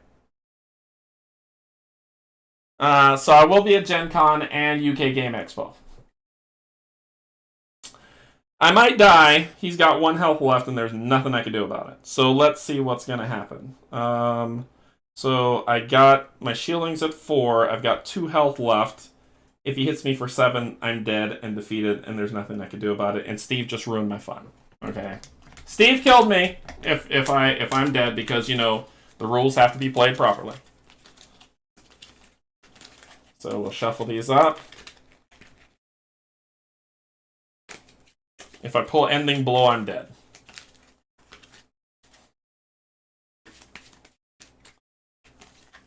Oh boy, I'll be dead. Alright. Is Gregory defeated? Let's find out. Ready? Yep. Guess what I pulled? Boom! Ending Blow. So, he kills me. So he hits me, person with the lowest health. Ending Blow, he'll spend 3. 1, 2, 3. And +4 to the strike. I go down to 0. I'm defeated. So let's see what happens when I'm beaten. Thanks, Dave. Let's see. If both guards fall to 0, guards lose all cards in satchel slots.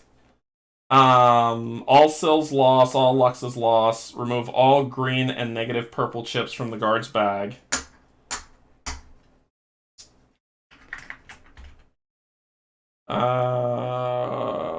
We don't have a save location.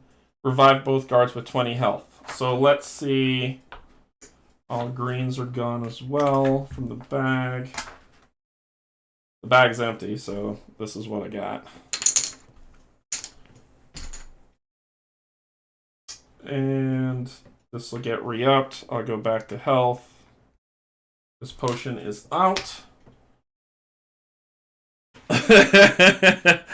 All right, let's see. There's a loss story in here. If I have victory or if I lose. If defeated, restore Gregory's HP back to 20. Remove all negative chips from the bag and begin battle again. Health potion is not recovered if used. So basically, I have to fight this guy until I beat him. I tell you what I'm gonna do. I'm not going to do that. I'm going to go back to this and say that I hit him for that 1 health, and we're going to move on with my life. So it basically says if he beats me, I have to fight him all over again until I beat him. But y'all have seen this combat. We're not going to bog this down. We want to move on with the story. Just let's say, hey, I got that 1 hit on him. So it's all right. No, keep it fair. Keep it fair. Keep it fair. You didn't help. You didn't lose. My strategy was awful, so I lost. So don't even worry about it. All right. So he's beaten. Let's go ahead and set. Once you do that, you flip this back over, and it says when you defeat them, right? If victorious, if victory, proceed to victory below. So I don't even get whatever this is. I just go to the story. So let's go to the story. Put this up, and let's continue with victory. The assassin slumps to the ground. A small panic erupts in the crowd around you. Before things get too out of hand, you slip into an alleyway and get lost in the many side streets of Silni. Before long, you reach the King's Gate. It seems that luck is with you, and the gate is still open. Word of the killing has not yet spread to the wall. You blend into the crowd and walk out of Silni, alive, but shaken. Okay, so it says, obtain goat skull mask accessory. These look like they're in alphabetical order, thank God. So, this is the accessory that we just picked up from winning. You just wanted us to show what happens when you lose. Exactly! You're on it! You know exactly where I'm headed with. No, I don't. I died horribly. So, those are the item decks for Isofar, so we're going to put those over here to the side. And then it says, so the skull mask says, once per turn, you may mulligan 1 drawn chip. And that is an accessory because we're out of combat. Let's equip that in our accessory slot. Okay, move Gregory to node 35. So we're out of Silni. And we're moving here. We're moving here to node 35. Move Gregory to node 35, proceed to page 14, and read chapter 1.8.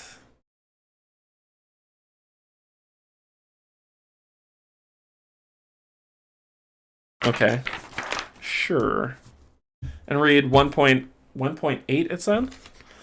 Yeah, and read 1.8. Page 14, read 1.8. So more story.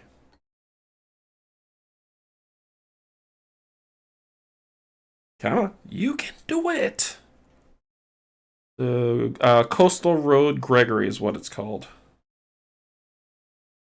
Come on.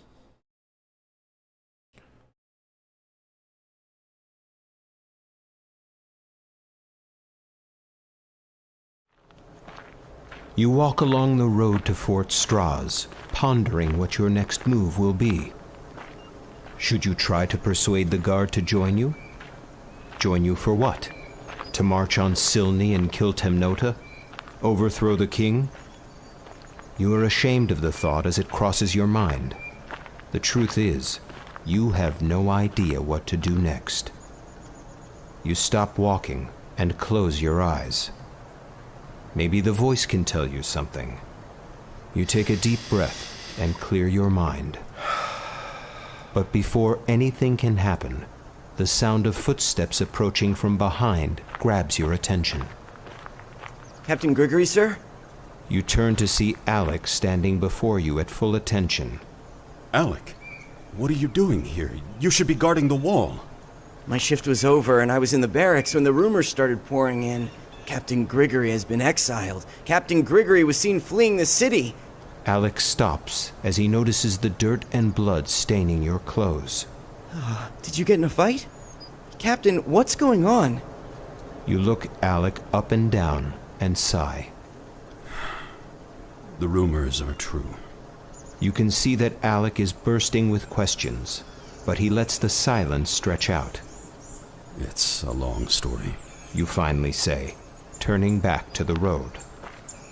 Alec catches up to you and matches your stride. I think I may understand more than you think. Alec carefully reaches into his belt purse and pulls out a glowing stone. Alec, are you...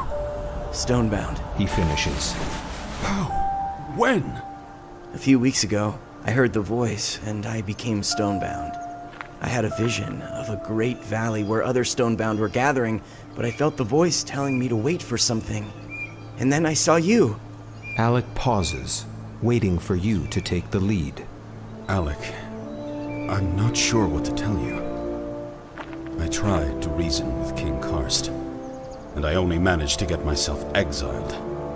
I'm headed to Fort Straz for supplies, but after that, I don't know where I'm headed. Well, wherever it is, we'll go there together.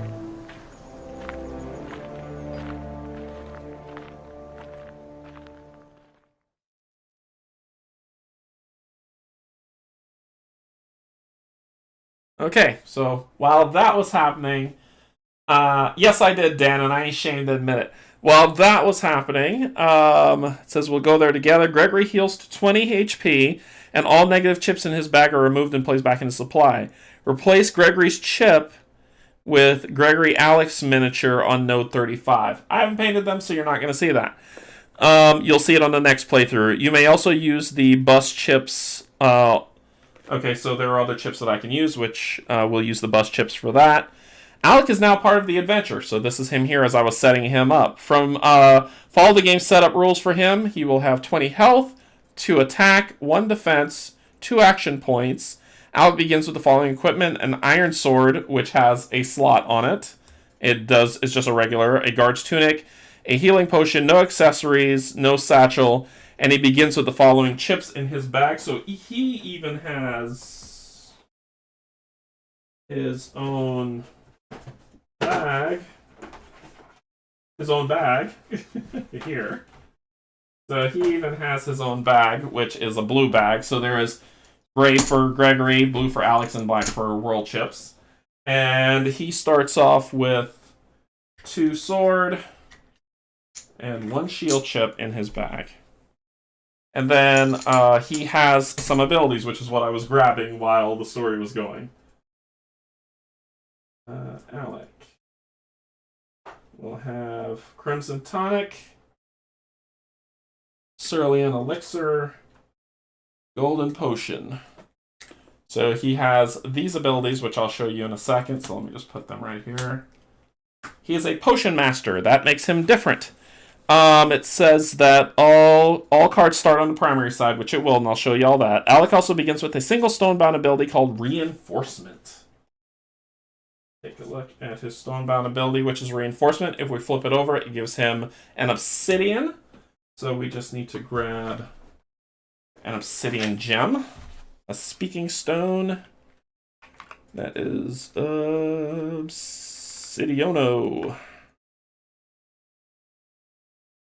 Nope, that's Orichalcum.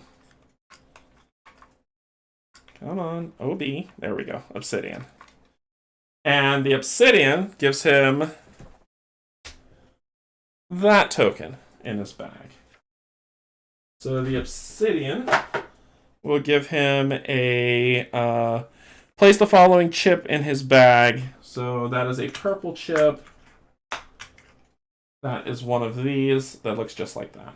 And that'll go in his bag as well. And that Obsidian gets socketed right there. For him to be able to use the ability Reinforcement. So let's take a look at his abilities. Reinforcement. So it says attack one enemy for +1 while this stonebound ability is active. You gain +1 shield. So that is his stonebound ability. And then as a Potion Master, because that's kind of what he is. Here we go. So he has Crimson Tonic, which is the primary ability, costs 1 sword and an AP. It says add 1 health chip to Alex or an ally's bag, and if we empower it, add 1 to both bags. So empowering is interesting. Let's see. Oh, sorry, I didn't show you the other side. The other side is this lovely green thing not meant for streaming that says 2 swords and 2 energy. Add 2 poison to an enemy bag. Empower enemies with poison loses 3 health instead of 1. So that is pretty cool. Then Cerulean Elixir. So primary, one shield chip, and one AP. Add 1. I don't know that one. You don't, Alexa? You really don't? Add 1 sword and 1 shield to Alex, or... Oh, that's why it's doing it, because I'm saying his name. Or ally's bag. Empower, draw 3 chips from this person's bag. That's amazing. Alright, Radiant Sunset's the secondary. 2 shields, 2 energy, flip up to 2 non-active potion cards. And then it says, then add a +1 fight to a bag. So that kind of re-ups potions if they've been used. He kind of refills them. And then, finally, we've got the golden potion. So a sword and shield, 1 energy, gain, ally gain. So this is big. This can help me do a lot more. So Alec can help me do a lot more fighting with this, which is, that I actually like that a lot. So empowering. Let's find out what that means and how does that work. So it said reinforcement. Place reinforcement in any available slot on the guard ability dashboard. Place a darkness purple speaking stone gem in the ready slot. Okay. In the ready slot. And reinforcement has obsidian speaking stone listed on the back of the card.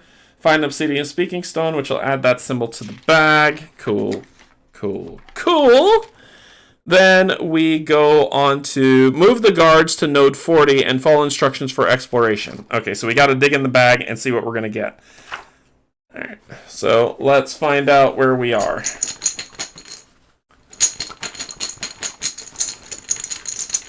So what are we drawing? We are drawing.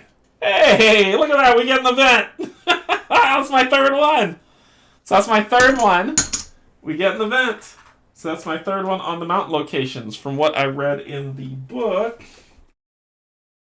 Just had that with... Oh, here it is. From what I read on the reference sheet, nodes... What node is that? That's node 35. I'm moving to node 40. Oh, darn it. Nope. Node 40 is a plains location. Sorry. Don't get an adventure that goes on the plains deck. Sorry. Sorry. Let's see. We were at node... When we started the game, we were at node 28. So 30 and 31. Wait, 30 and 31 would have been plains as well. I just read that. 30, 31. It says nodes 24 to 77 are plains regions. So this is... The 3 purples did hit on the plains locations. So we do get... These cards are numbered 21 to 40, and the bottom right corner is yellow. So we do get... So we discard these 3. We grab something from this deck because we got the 3rd one. And we'll shuffle these up. I'm going to play this entire game without getting a single item or money, seems to be. I'll just be doing quests the entire time. Alright, here we go. So we shuffle these up. Ooh, come on. Come back to me. Alright, and this is the one we're picking. So let's see where we're going.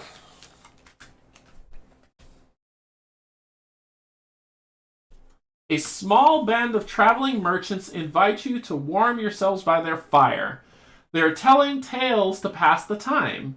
Choose a path, frighten them with a ghost story, or regale them with legends of ancient heroes.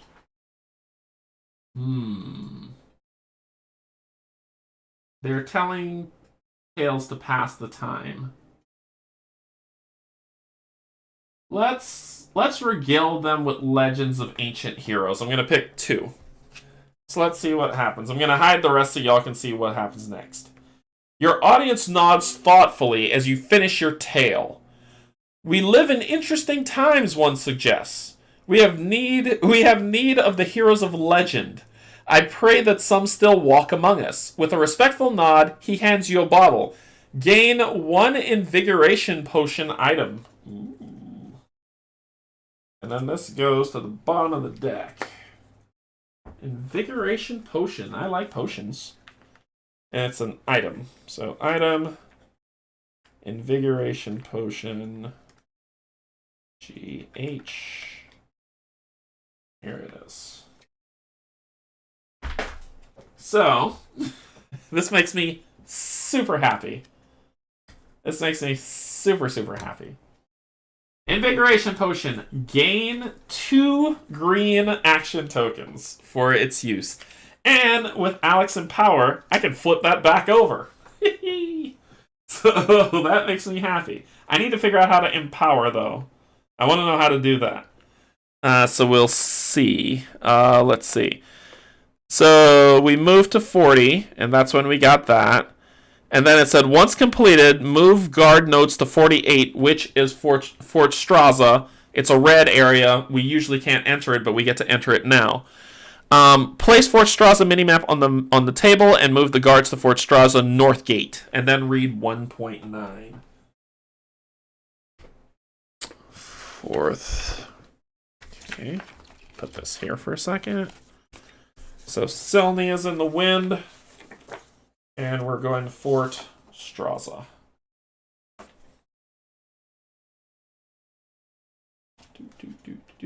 That is it.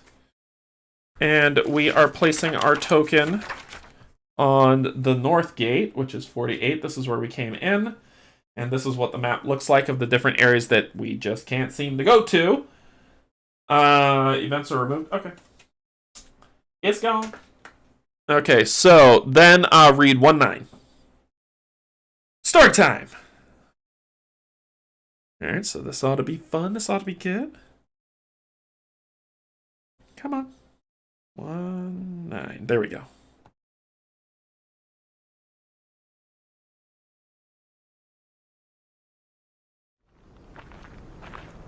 As you walk alongside the captain, you periodically glance over, trying to decipher what he's thinking. His face is an unreadable mask, but you can sense the determination emanating from him with each step. You manage to keep mostly silent, allowing the captain space for his thoughts, and then suddenly you arrive. The high walls and towers of Fort Straz always managed to make you feel safe. Standing before them now, they seem cold and menacing. The usual hubbub surrounding the fort is gone now, replaced by icy silence. Grigory lets the silence stretch out before shouting, "Open the gate! Would you have your captain stand out in the cold?" A dark figure comes to stand above the gate, leering down at you. Captain? That's an interesting thing to call yourself. I had a little bird tell me that you are captain no longer. Akev. Then you also heard that the king is graciously allowing me to gather supplies before my exile. That's Captain Akev to you. And yes, I will allow you to gather a few supplies. After all, I still know how to follow king's orders. I'll even let you bring your little friend. As the gate cracks open, Captain Grigory speaks to you. You're sure you want to cast your lot with me? There's no going back from here. My lot is with the Stonebound, and that means you. This is bigger than even Isofar now. Captain Grigory takes a look at you and nods before stepping through the gate. So it says, move the guards to Fort Straza Courtyard, proceed to page 16 and read chapter 110. So we go to the courtyard. And then we're going to 16, 110. So story time heavy on this tutorial. And I get why they're doing it, so don't be like, oh, well, we're not seeing a lot of action, so there's not a lot of things happening. The tutorial's job is to show you combat, set up your character, and then explain the world. And then when you get into chapter 2, I bet you hit the ground running and you're doing a lot more things than listening to the story. So I actually appreciate this setup. I think this is a great job.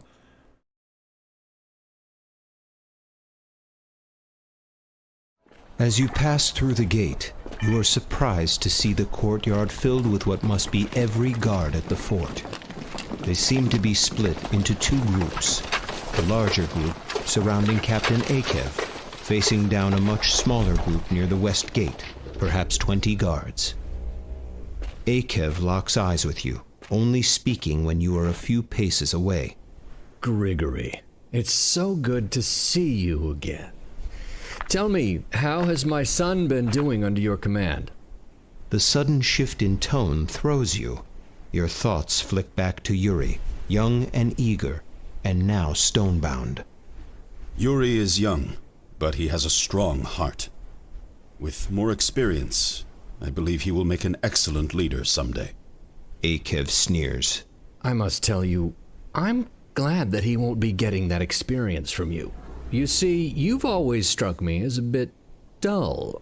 At this, the guards behind Akev begin to chuckle. I think my boy Yuri needs a strong hand to guide him now. Someone who isn't content to merely guard the borders. Isofar is safe and prosperous. I do everything to ensure that it remains that way. The Falmund threat has been hanging over our heads for generations. You were never willing to do what needed done. But I will end the threat once and for all. You are speaking of war with Falmund? That is madness! Well, Grigory, the secret to being a truly great leader just so happens to be a little bit of madness. Akev smiles and turns to the guard nearest him. Throw him his supplies and send him on his way. The good captain, ex-captain, is boring me. The guard lobs a small pouch which you snatch out of the air. You turn over the pouch, and a single gold coin falls into your palm. For services rendered. Goodbye, Grigory. Don't forget to bring your pet soldier with you when you leave. A shout bursts forth from the small group of guards clumped near the gate. Grigory is the rightful captain! Immediately, 200 swords are drawn and leveled at the rogue group of guards. You desperately try to intervene. No, my friends! I am your captain no longer. King Karst himself has ordered it. The best thing you can do for Isofar now is to serve honorably under Akev. Grigory. I just don't know what to do with you. Since I'm feeling generous today, I won't kill you and your little sycophants where you stand. Instead, I offer you my mercy. As Akev speaks, he singles out the small group of rebel guards with a slow sweep of his sword. You will join your precious captain in his exile. You will wander as outcasts in a foreign land until you die alone and forgotten. Your children will forget your faces. Your families will live in disgrace and curse your name, and your line will end. You will be erased from history. And if any of you are ever foolish enough to try and come back here, you and your entire family will be hauled to the nearest town square and slaughtered as a warning to those who would betray Isofar. The only thing that softens the blow is the hope that there will be no bloodshed today. Rather than risking any further discussion with Akev, you simply turn to usher Alec and the new guards out of the gate. Something is off about Akev. You take a final look at him, but the person staring back at you is no longer the Akev you knew.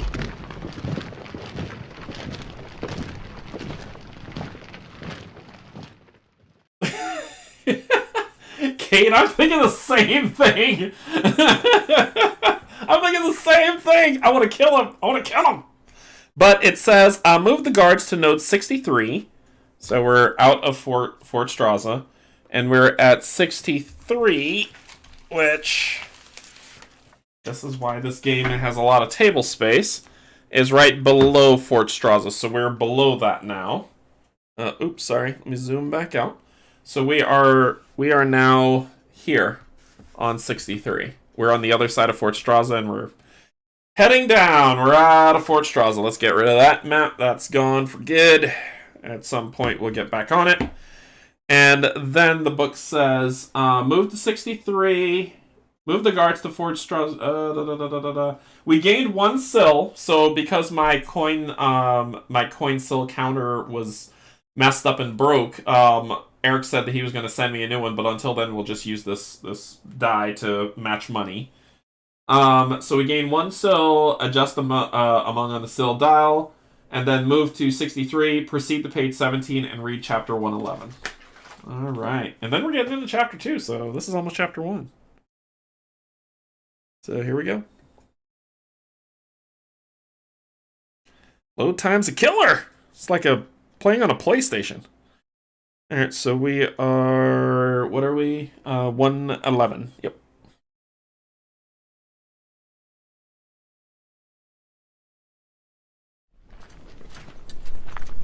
The mood is somber as you walk the coastal road with your fellow exiles. Grigory thought it best to get as far away from Fort Straza as possible before stopping to come up with a more permanent plan. You have taken the time to get to know some of the guards better. There are a few familiar faces in the group. Baron, who helps in the smithy sometimes.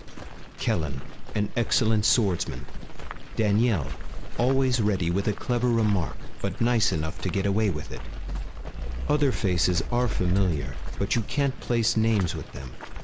But there, speaking with Grigory, is a face you've never seen before. A new recruit, maybe?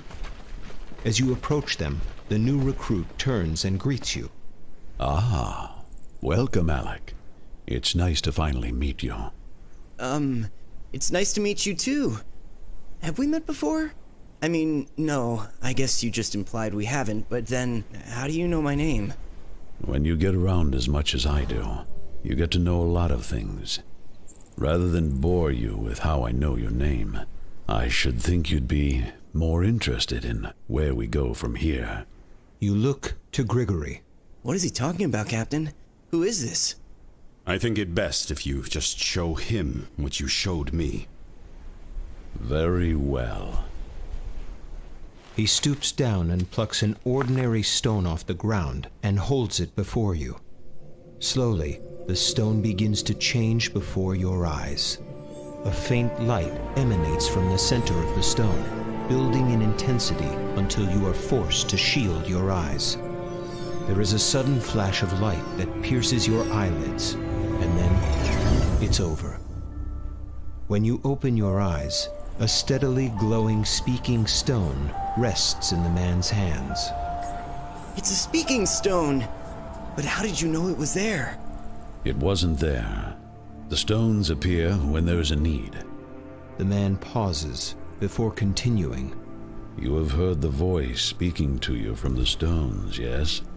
Yes? No need to fear, Alec. I am an emissary for the one behind that voice. The man pauses, allowing the words to sink in. The sudden realization of the man's importance slams into you. Now that you are aware, you can sense the power flowing from him. You awkwardly stumble, simultaneously trying to bow and shake his hand. Failing both, you manage to ask, Sire, what do we call you? I am no king, merely a guide. The man raises his gaze, and you realize that everyone has stopped speaking, and all eyes are locked on the stranger. You may call me Dunamis. I have been sent to you because the need is great. There is a darkness that has long plagued the edges of this world. You have seen its effects in men like Captain Akev, but this is just the beginning. This darkness, Tenebris, is no longer content to hide in the shadows. It has chosen this time to strike out at all of Telios. Its goal is to bring every man, woman, child, and beast under its sway. But you have access to a greater power. In time, you will learn to use this power to its full potential.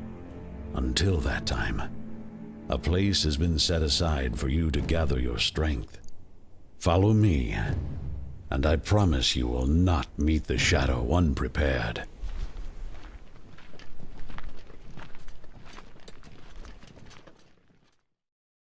Okay, so it says place a narrative chip on 102, which is Fort Istra, and that's where we're trying to go to. So we can look down here. So 102, which is Fort Istra, and that's where we're headed.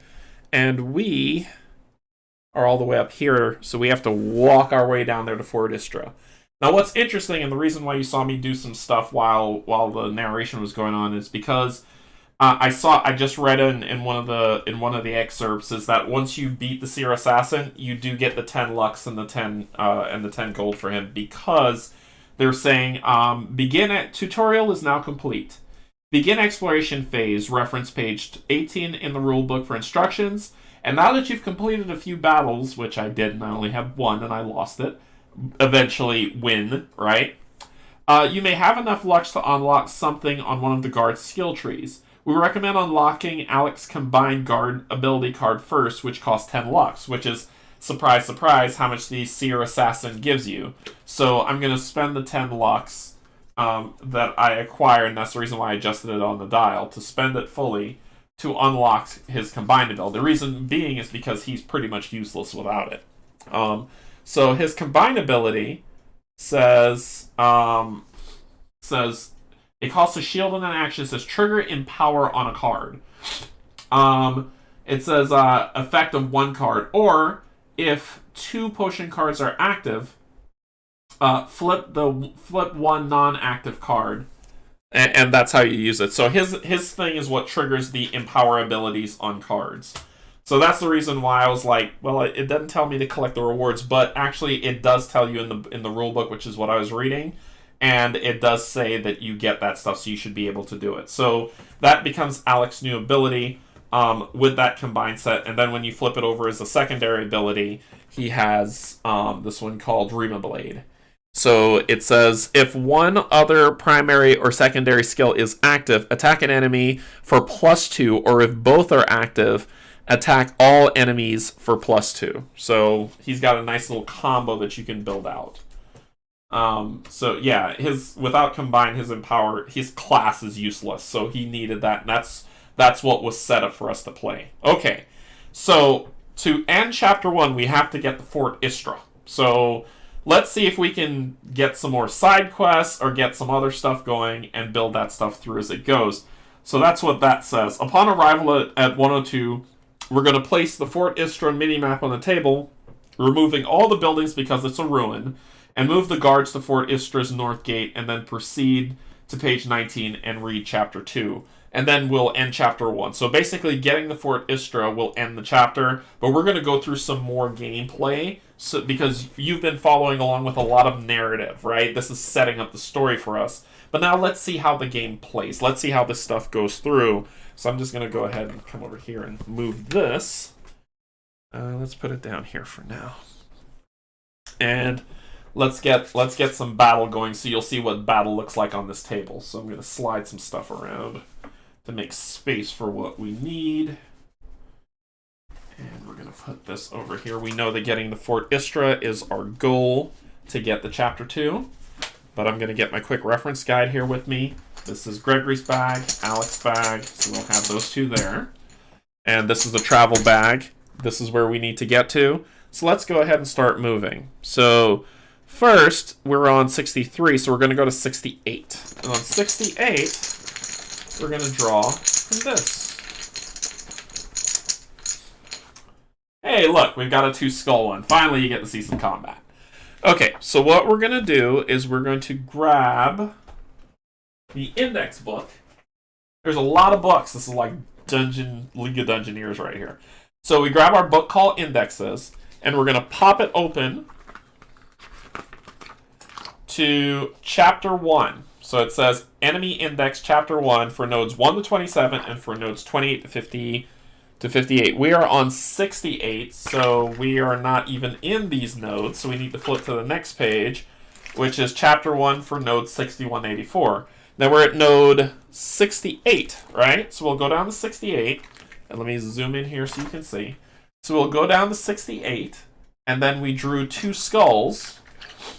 So we're going to face a bandit marauder and a bandit archer, both 1 star. That's the enemy that we're going to fight. So you need to make a lot of room on this game.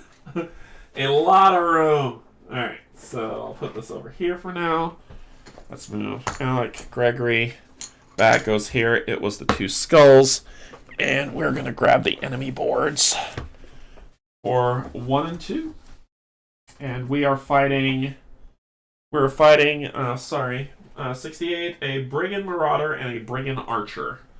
So we'll grab the Brigand Archer, which is the second one. And you'll see they come with all these cards. Basically, it's for multiple fights. So just grab 1, 2, 3, 4, 5, 6, 7, 8. And there's the 1 star for number 2. Put the rest back. And a Brigand Marauder. It's a 1 star. 1, 2, 3, 4, 5, 6, 7, 8. Which will be our first person fighting. Alright, so those are going to be the people that we're fighting. Okay, so let's talk about the Marauder. Marauder. So there we go. So the Marauder has a little bit weaker than the guy who came and stabbed me to death. So he has 1 punch, 1 shield, he has 7 health, and he's got 2 action points. And this is his deck that we'll give a good old shuffle up to. Alrighty. So build that up, put that there, and that's going to be him. Then we've got our Brigand Archer. Yes, I sleeve my cards, I'm a madman. So here we go. So the Brigand Archer, and the artwork on here is exquisite, just to let you know. That's why I'm also showing you this so you can see this artwork. 1 attack, 1 defend. She only has 1 AP and 7 health. Oh look, this seems so much more manageable than the person with the assassin with the insane amount of health that destroyed my face. So there we go. There we go, put that there. And plus, I probably didn't choose the best of strategies while fighting him, because I'm learning the class too. Okay, so all the guards, basically, this is only a 1-star enemy as opposed to 2-star you fought before. Exactly. So remember, Gregory has, he has two black, so I'm going to pull 2 from here. So 1, 2. And Alec also pulls. So basically, if you're playing 2-player, you pull at the same time, and then you talk about trigger, who goes first, who goes second, and you work it out. So pull 2. So not bad, not bad. All right. So let's see. We're gonna have Alec go first.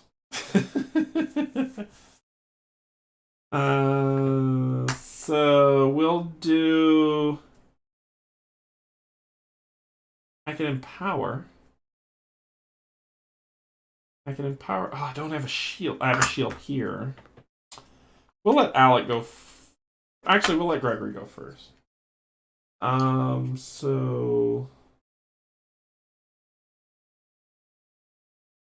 Let's do this. Let's attack, and let's shield up. So we'll spend 1 AP for this. So we'll gain +1 to our shielding for this fight, and then we'll attack for 3, and I'm going to attack the Marauder. So I'm going to attack the Marauder for 3. He only has 1 shield, so he's going to take 2 damage. And then I'm going to cross-slash this bad boy to attack everybody for 4. So attack all enemies for 4.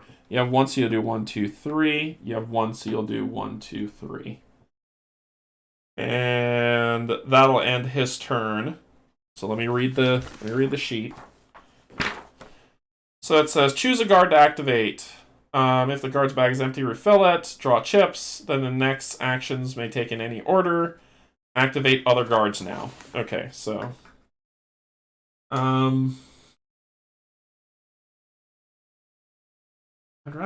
rather give him the ability to take another action this turn and then stab somebody for... I can kill that guy, right? No, it'll just be 2, so it'll just be 1 health left. Add to Alex or ally's bag to heal. It's not bad. Not bad. That's not bad. I need a shield to empower, and I don't have a shield. Attack 1 enemy for +1.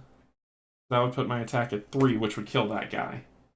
So let's use my Stonebound ability to attack 1 enemy for +1. My attack would then go to 3. I'll attack him for, he has 1 shield, so 3, 2, 1, 2, he's dead. So he's dead. And I gain +1 shield while this is active, so my shielding is at 2. Then I'm going to have to activate it to empower it.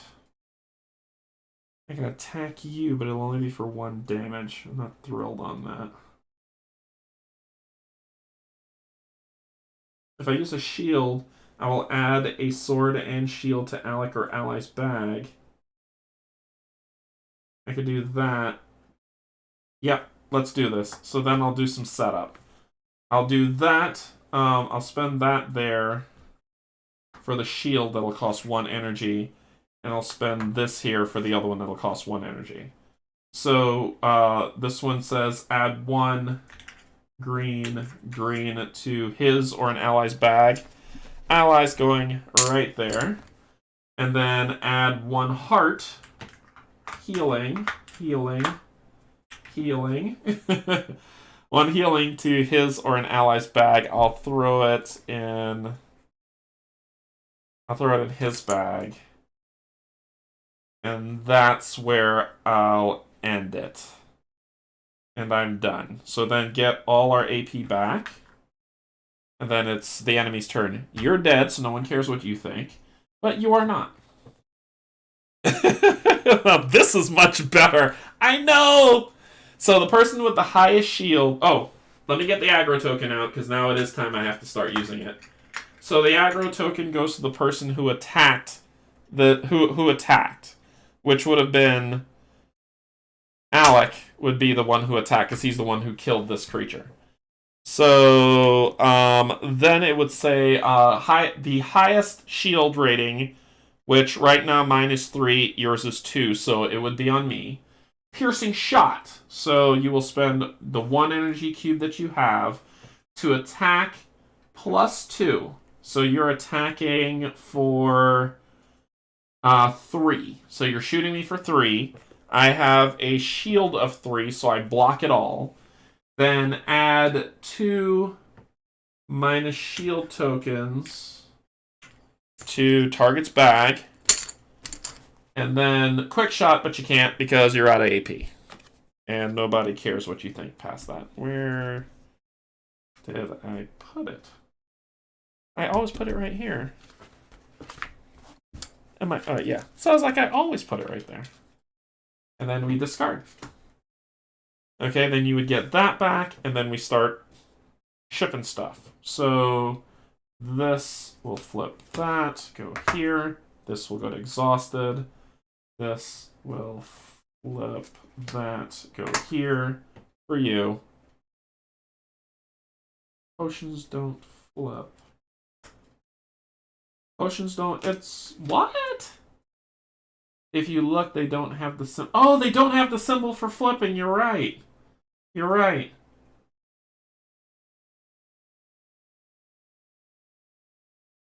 I don't know how to use this guy. Oh, combine flips the potions. Combine flips the potions. I see that. Trigger, empowerment, effect of 1 card. Or if 2 potion cards are active, flip the non-active card. So that's how you're mixing. You're mixing stuff. That's neat. I like that. That's neat. So this will go here. Flip that. This goes to exhausted.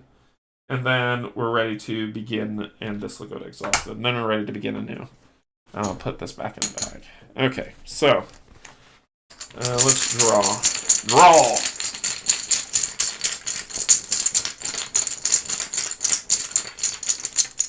So I got -1. This would go away, of course. So that. So I got a -1, that, a shield, and a sword.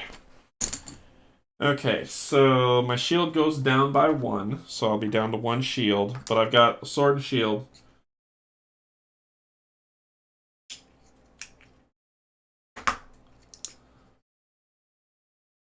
I should just attack you. You'll take 2 damage and then he can kill you off. I'm going to do that. I'm just going to attack you and waste this. So this will be wasted. And I'll just attack you for 3. You have 1 shield, so you'll take 2. 1, 2. Then that'll end his turn, so then it's Alex's turn. He'll draw 1, 2. And you will attack for... Oh, I need you to hit for 2. Need you to hit for 2, champ. We could trigger empower each of one effect of 1 card, or if 2 are active, flip 1.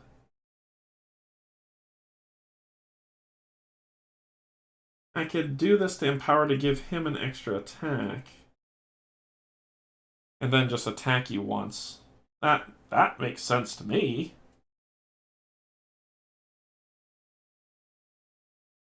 And then you'll heal. You've got the ability to.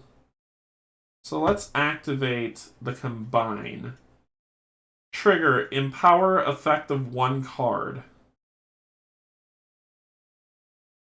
So let's, if I'm reading this right, how this works for Alec, then we will empower the golden potion, which will cost 1 here. We'll empower golden potion because it says empower effect of 1 card, or if I'm able to activate, if 2 cards are active, then I get to flip 1 because I mix them together. So I'm going to empower that effect to ally gains 1 of those. I appreciate you. And then I'm going to actually do this to add a token here to... I put it in your bag. Let me throw 1 in Gregory's bag. And that'll end your turn. Okay, get that back. You already went, and you got that back. Cool. So now it is your turn, right? Yep, your turn. You got like 2 health left, so let's see how this works. So, person with the highest shield, which they're tied, so the person with the aggro token, who was the one who attacked, which was him, not Alec, so Gregory would still take it. Piercing shot, so spend that 1 to attack. For 2, I've only got 1, so you're going to actually hit me. Well, it's +2, so you're hitting me for 3. I've only got 1 shield, so I'm going to take 2 damage. Cool. And then you're going to add 2 more of these to my bag, which I'm going to be going to the bag to draw because I don't want to deal with that nonsense. Okay, and then quick shot, but you don't have the ability to do it, so that's going to end your turn. Alright, so then we go, you get that back. This won't flip.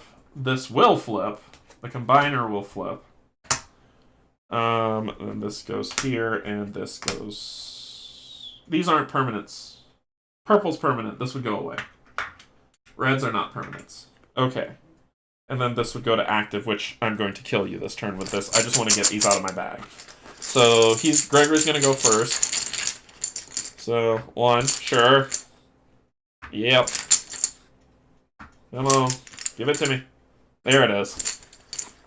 And there's the second one. Okay. Cool. So I have no shields now. I'm at 0 shields because of this. But that does not matter to me in the slightest. So we're going to... Maybe I should... Let me fill this bag up with stuff. Because the greens will go away, but what I want won't. So here's what we're going to do. I'm going to turn this into a shield. That's a shield. And one of these here. Yeah. to gain +2, so I'm back up to 2 instead of 0. And then I'm going to spend the other one here and spend one of these to add one of these to Gregory's bag. And since it's chained, I'll add another one. And then I'm going to do cross slash. So I'm going to hit you for 4, and no one else cares what you think. You're dead. We win! Hey, this is more like it, right? This is more like it. This is what we like to see, not me dying. So, then end of battle. So battle's ended. Return all chips on the enemy's dashboard back to the supply. There's no chips on there. Collect rewards from defeated enemies. And that's where it told me to do that before. So if you want to see what rewards you get, you just flip the enemies over. And basically we're getting 2 lux each, so 4 total. So you get 4 lux and 6 sil. So let's grab that. So we're sitting at a pretty nice chunk of change for money. Then we clean these. Then after we collect those rewards, return all enemy AI to the card box. This guy didn't even get a chance to go. I'm so sorry. I'm so sorry. Alright. So the enemies are going to scale as we walk toward Fort Istra, but now you're getting to see some combat instead of a lot of... So if you're seeing, well, how does the story play and how does the stuff build out? You're seeing that now. And then we don't heal up. I believe these go away. Let's see. Return all black and purple chips on both guards' dashboard and ability dashboards back to their bag. So these will go. This will go into Alex's bag.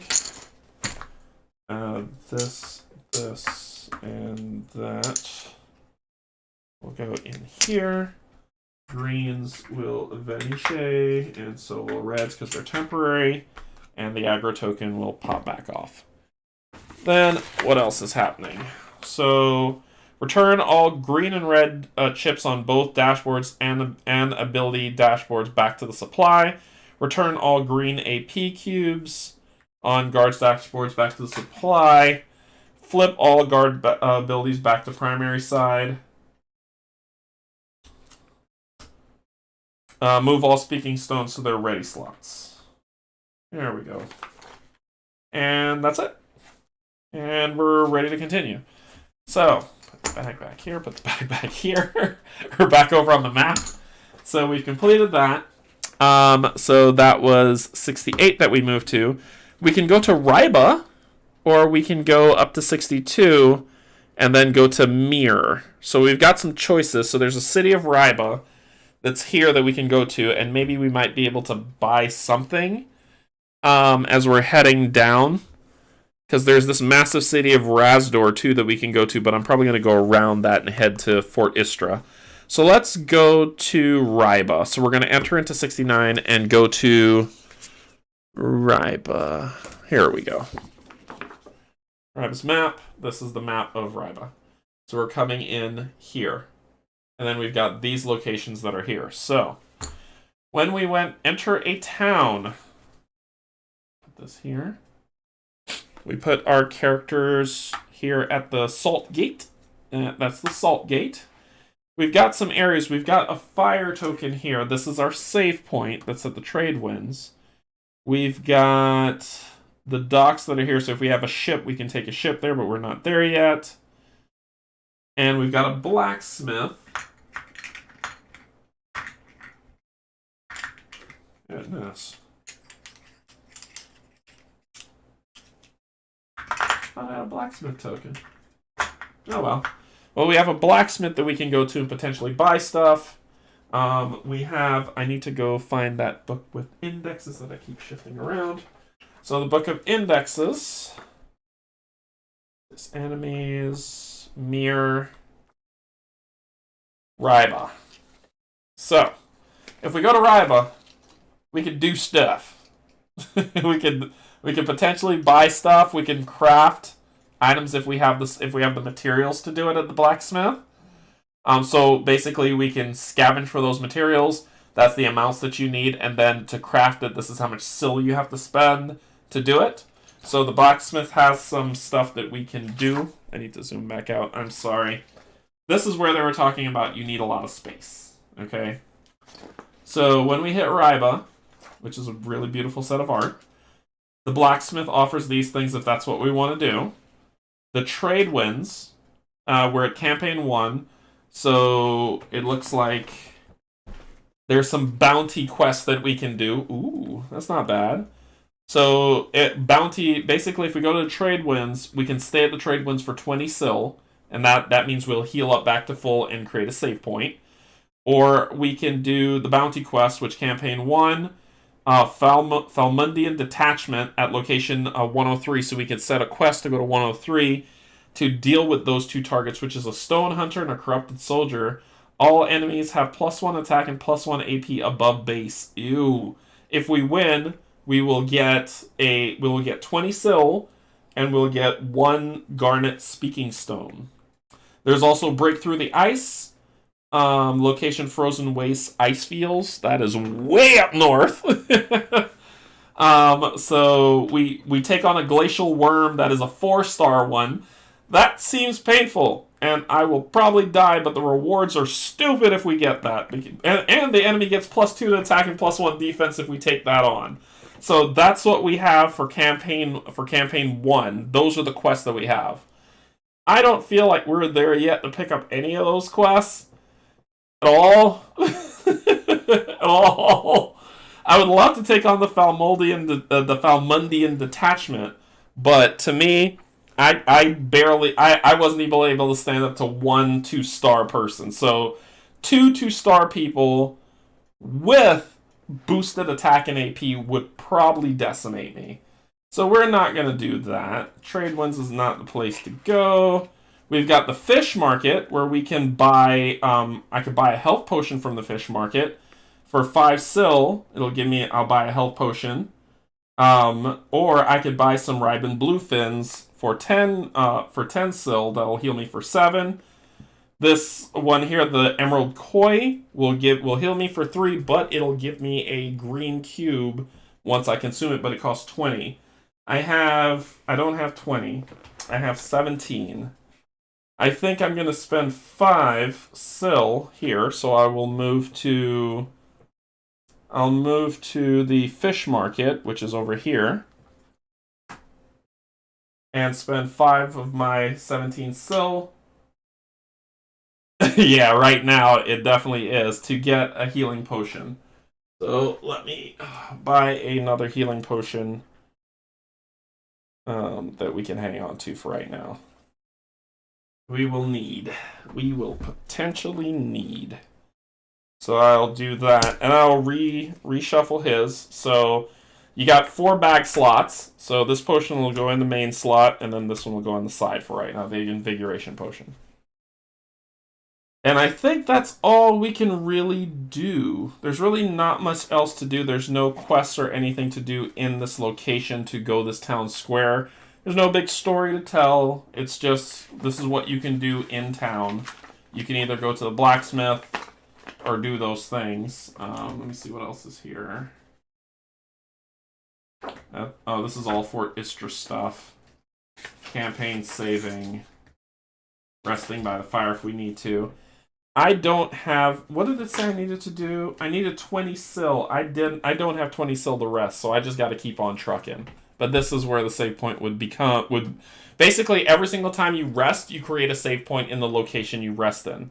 So I can't do that right now. So I'm going to be out at 81. So I'll come out here to the world map. Leave Ryba for right now. And head. So we're going to leave Ryba right now, and we're at 81 here at the bottom. Sounds like a boring town. Where's the casino and the bars? Exactly. So, alright, so we're going to go down here. So we're at 81.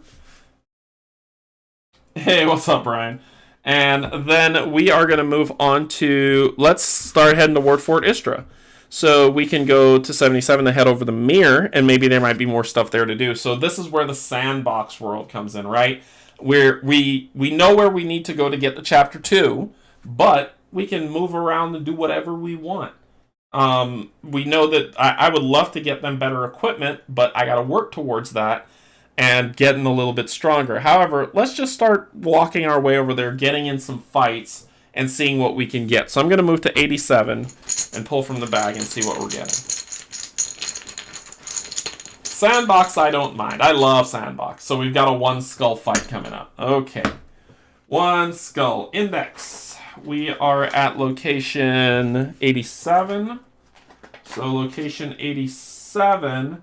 And we've got a 1 skull. We're running into a Tumani Raider. A 1-star Tumani Raider.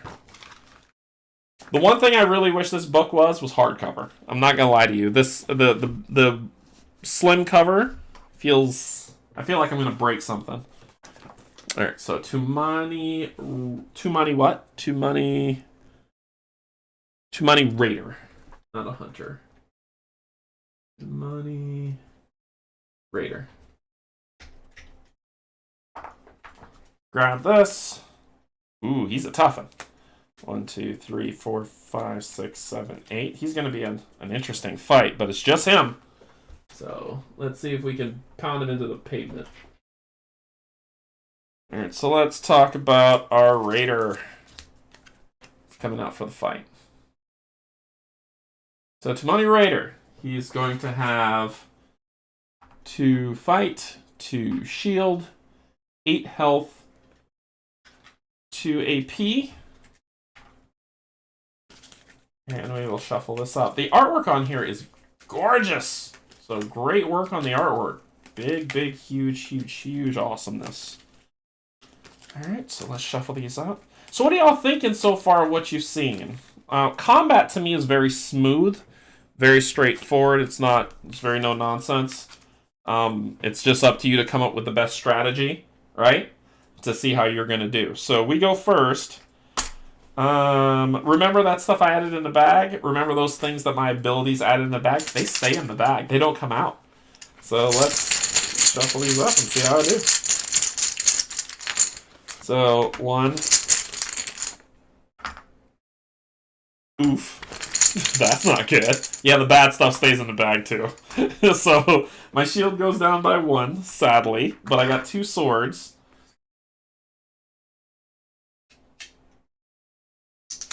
So, I can add a sword to my bag and then attack him. He's got 2 shield. I would just be hitting him for 1. That's not grand. But let's see how much we could whittle down. I'm going to turn this into... I hope I'm doing this right. I'm going to turn this into a shield. Put this here, spend 1 energy on that, which will let me add a green shield to my bag. And that's all I can do for this round. So get... Oh, no, that is not all I can do. I can use cross slash. So that would be 4 minus... And I get +1 shield, so my shield's back up to normal. 4 minus 2, so just 2 damage will go to 6. And then it is Alex's turn. Hey, Brian, what's going on? So, 1... Well, that's the worst time for that to come out. Oh, that's not a black cube. So, boom. There we go. Alright, so you've got a heal buff. You've got some fun stuff. This is purple, this isn't black. So, let's see. We can do some empowering. Ooh, I could activate 2. Yes. Empower effect of 1 card, or if 2 are active, flip 1 non-active card. Which non-active card do I want? Flip up to 2 non-active cards. Empower, add 2. Ooh, that's a tough one. I'm not ready for that. Draw the next something card from an enemy. The next event card from an enemy. So basically skipping stuff. And then this, add 2 poison to an enemy. This is the one I'd want to flip. That's the one I will want to flip. So what can I activate?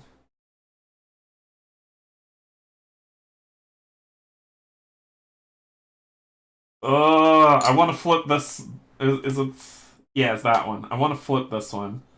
But to do that, I need to activate 2 things, and I don't have enough to do it. Oh, the strategy, the strategy. Okay, so let's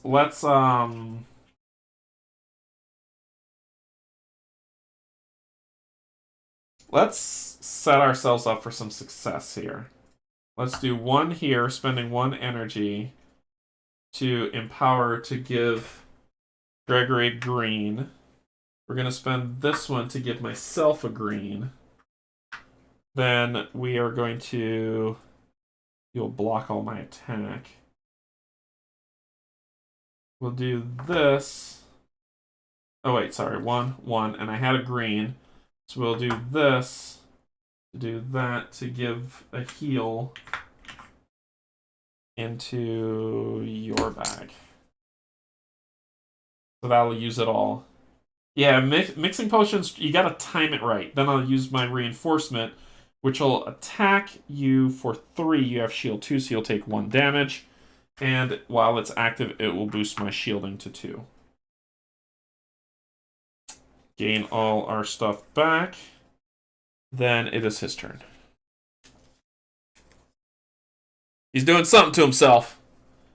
Choose target, self. If another raider has 0 health, death honor. To heal for 5. Okay, there's no other raiders. Reform. Draw 1 card. Okay, so let's... there's some text and terms here that I need to read up on. Where is my reference book? References. Rulebook. Reference guide. You will be reaching for this book a lot.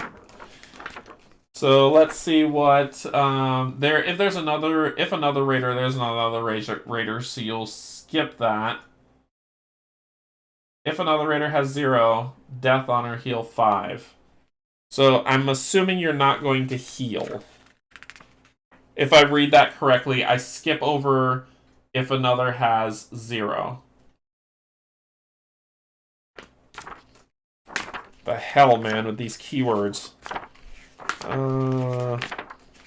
Index, my god, index. Even in here. Even in here. Give me a damn index. I don't know what death honor means.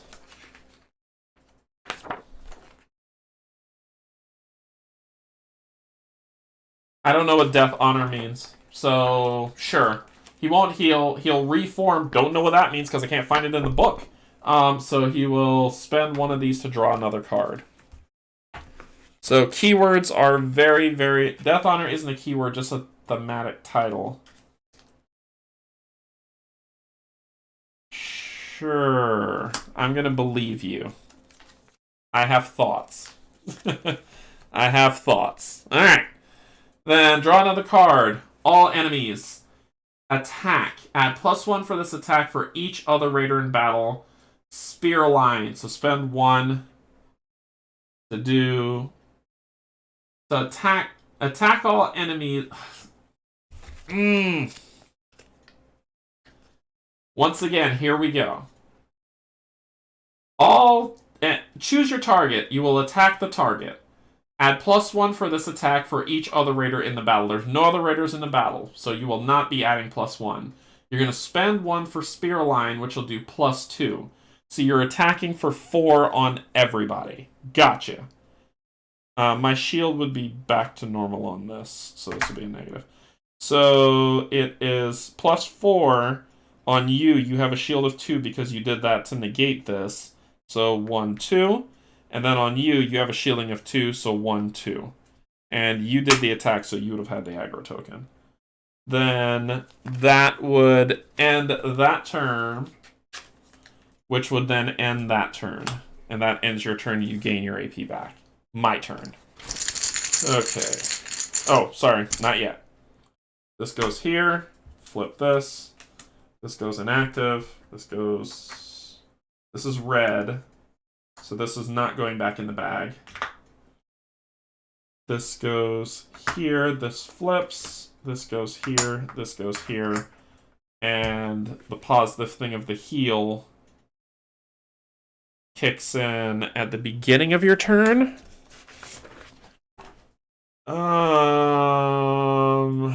Check equipped accessories.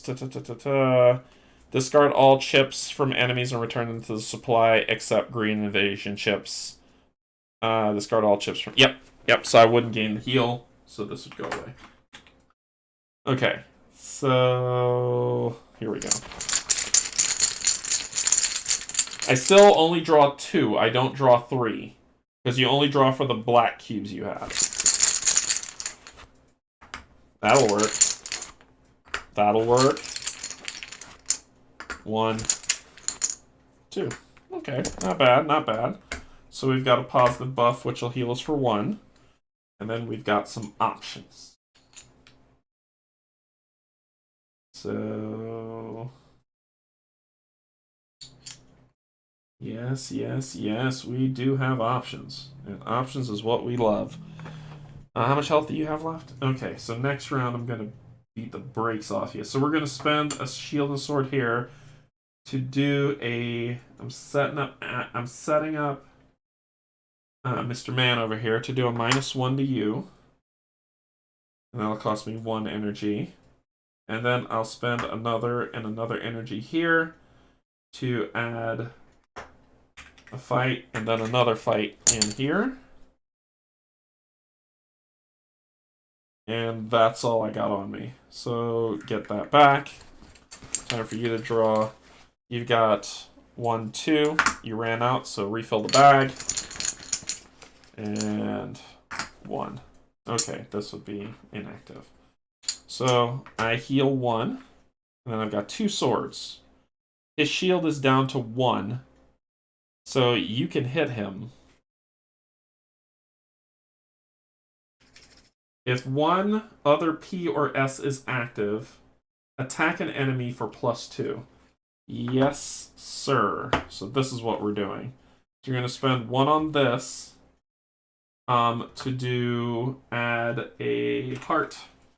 And let's throw that in Gregory's bag. And then we're going to do this ability for another one that says if 1 P or secondary is active, attack an enemy for +2. So +2, which is 4. You have a shield of 1, so 1, 2, 3. Or if both are active, nope, just 1 is active, then attack all enemies for +2. So that's a good hit. You would get the aggro token for that. And that's all I got. That's all she wrote, folks. So let's see what you're dealing with. Get those back.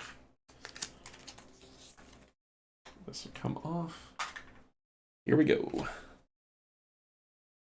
Doing it again. So you're attacking everybody for 4. So you're going to get hit for 3. 1, 2, 3.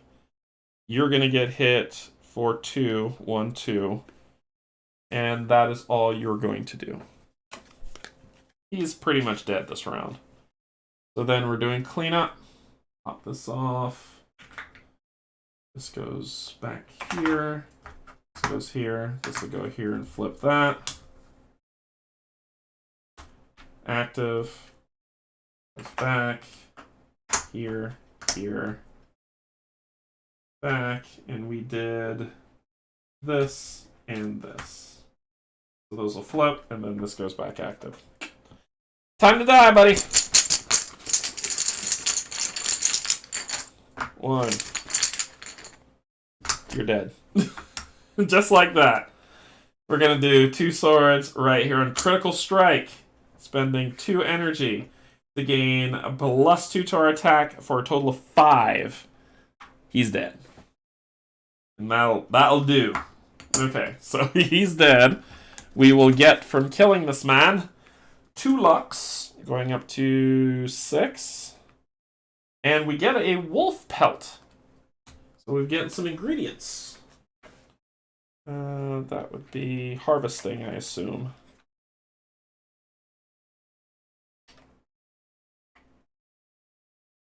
No, enemy drop. Enemy drop. That would be enemy drop. So we get a wolf pelt. Bone fragment, feathers, feathers. Metal fragments, wolf pelt. 1 wolf pelt. So we get 1 wolf pelt for our troubles. Woohoo! So that goes into, I'll throw it into our inventory over here because that's what we have to hold. For our reward. And the Tamanian Raider is dead. I'm going to return these back to the... I'll just kind of leave these out because we're going to be getting into a lot of fights.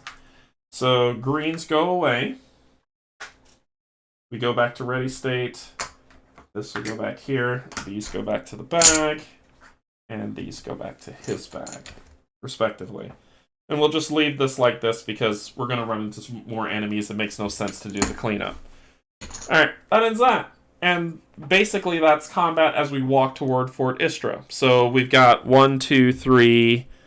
I'm not going to go to Razdor. So 1, 2, 3, 4, 5, 6, 7 walks until we get there. We're going to go through the 7 walks, but I just want to give people set that expectation on what's coming as we step through this fight, right? So we're going to go to 93. And we got another skull. So then we look at this thing for 93 with a skull, a Plane Strider. So we're doing a 1-star Plane Strider that has a different color that means something. So a Plane Strider, which is at the back. Oh, it's a little pet guy. Aw, I'm gonna slaughter you. Oh, little guy. Feels so bad for you. So a 1-star Plane Strider. Look at him. Oh, he looks terrified. Gonna slaughter him. So he's gonna do 2. He has 1 shield. He has 2 and he has 7 health. Aww. I feel almost bad for what I'm about to do to this guy. Almost bad. Let's shuffle these up.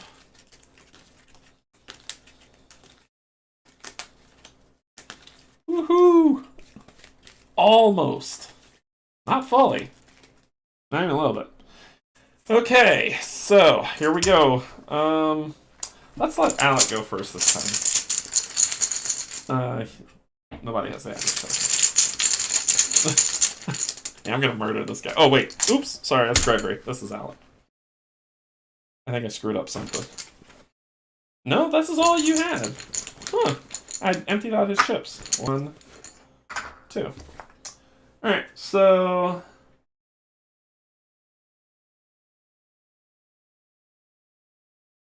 After you strike the Plane Strider, he spits venom in your face and melts it. It's one of those things from Jurassic Park! Oh my god!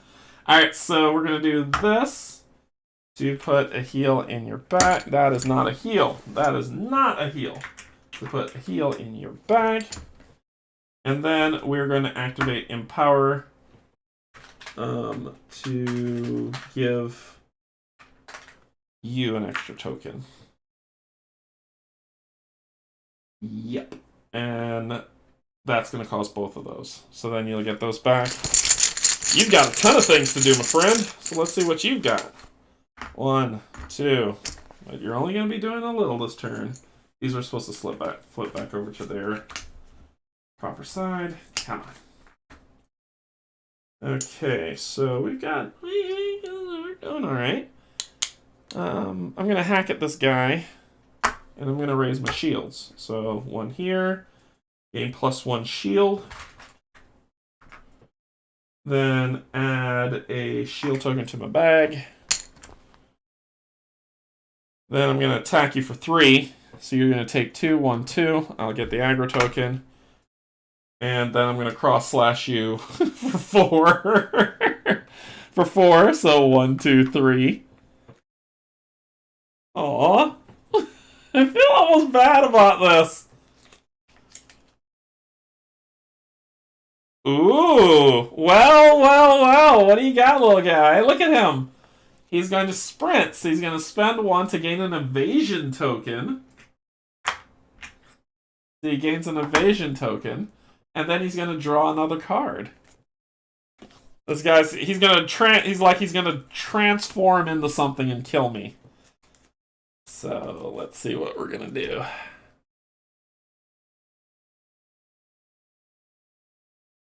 Run away, little guy. So lowest health would be Gregory. Attack target quick strikes. He's gonna spend his other one to attack +2. So he's gonna hit me for 4. I've got a shield of 3, so he's gonna hit me for 1. Then repeat quick strike until I've exhausted all, but I've exhausted it, and that will end the turn. And then that will chain in the other turn. And that'll be the end of your turn, and you'll gain your AP back. Okay, so this will flip. Go here, this will go to exhaust. This will flip. This will go there. And you didn't attack him, so we're good. Okay. Let's read what that lovely little thing does. What does that do? When active, the next attack performed against the target misses, but still counts as an attack. Any effects associated with the attack also misses.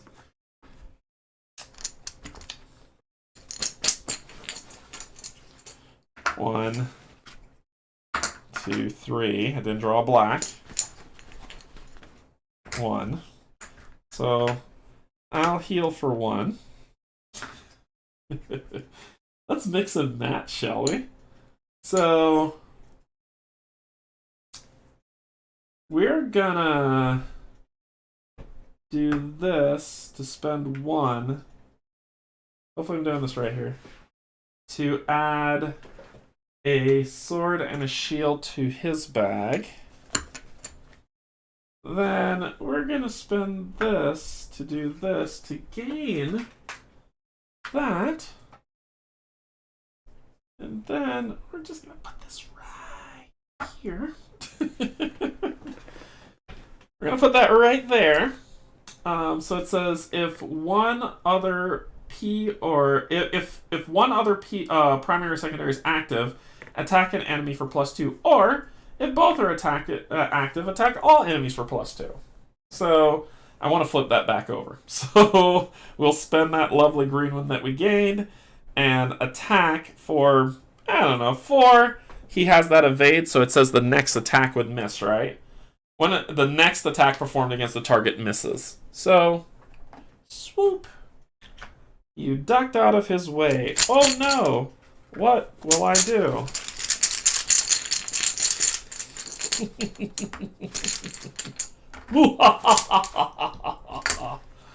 So, sorry, little dude. So let's see if I can add stuff to my bag while I'm doing this. Yeah, we're gonna make this personal, right? So I'm gonna do these 2 here for feint, spending 1 energy to reduce your shielding to nothing, and then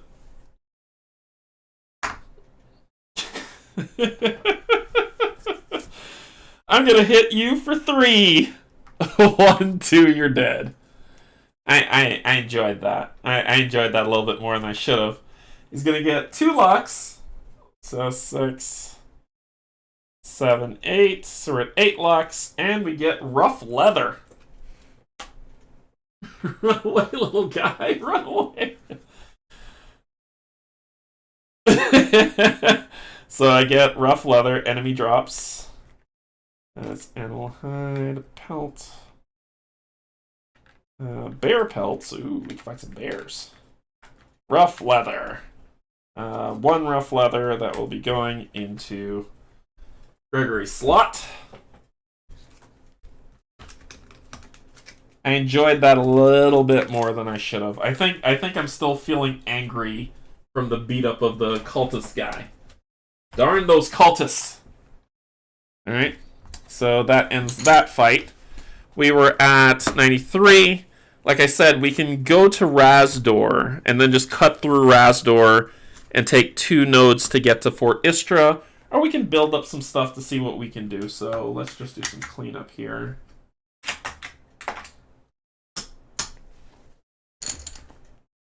That's active. Let's go back in here, back in there.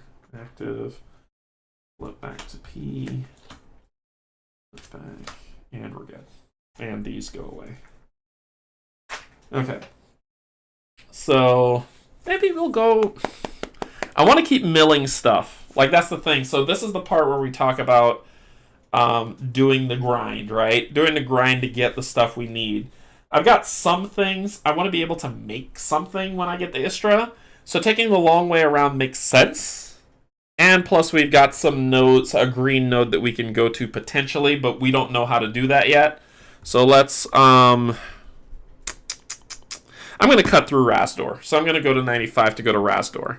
So let's go to Rasdor and see what Rasdor has to offer for us. Instead of keeping y'all here too late with my... I enjoy doing this stuff and going through it. I just want to make sure that I'm making the best use of your time as well as we're going through this story. Rasdor... Where is Rasdor? Rasdor, here we go. So, Rasdor's blacksmith. If we go to Rasdor's blacksmith, we need 2 rough leather, 2 spines, 2 scales, and we need a ton of money to do anything here. Tons of money. More money than I have. Okay, what about the inn? 20 sil. We want a 24-hour stream. Easy, Matt. Easy. Easy, Matt here. So we've got some. I still want to level up a little bit because these are level 3s. This seems a little bit dangerous. So we're not gonna go to Rasdor. I'm gonna skip through it, but I'll show you the town map of Rasdor.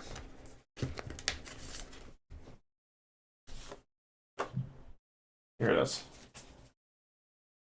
So the town map of Rasdor, but I can't rest anywhere because I ain't got no money. So we're going to skip through town and we're going to exit out this gate. Alright, and we're at 100. So we're going to end there. So we're going to end there at 100, and then we're going to move to 104 and go to the bag and see what we're dealing with. Another 1 skull at what? At 104. So chapter 1, 104. 1 skull. Aw, little guy.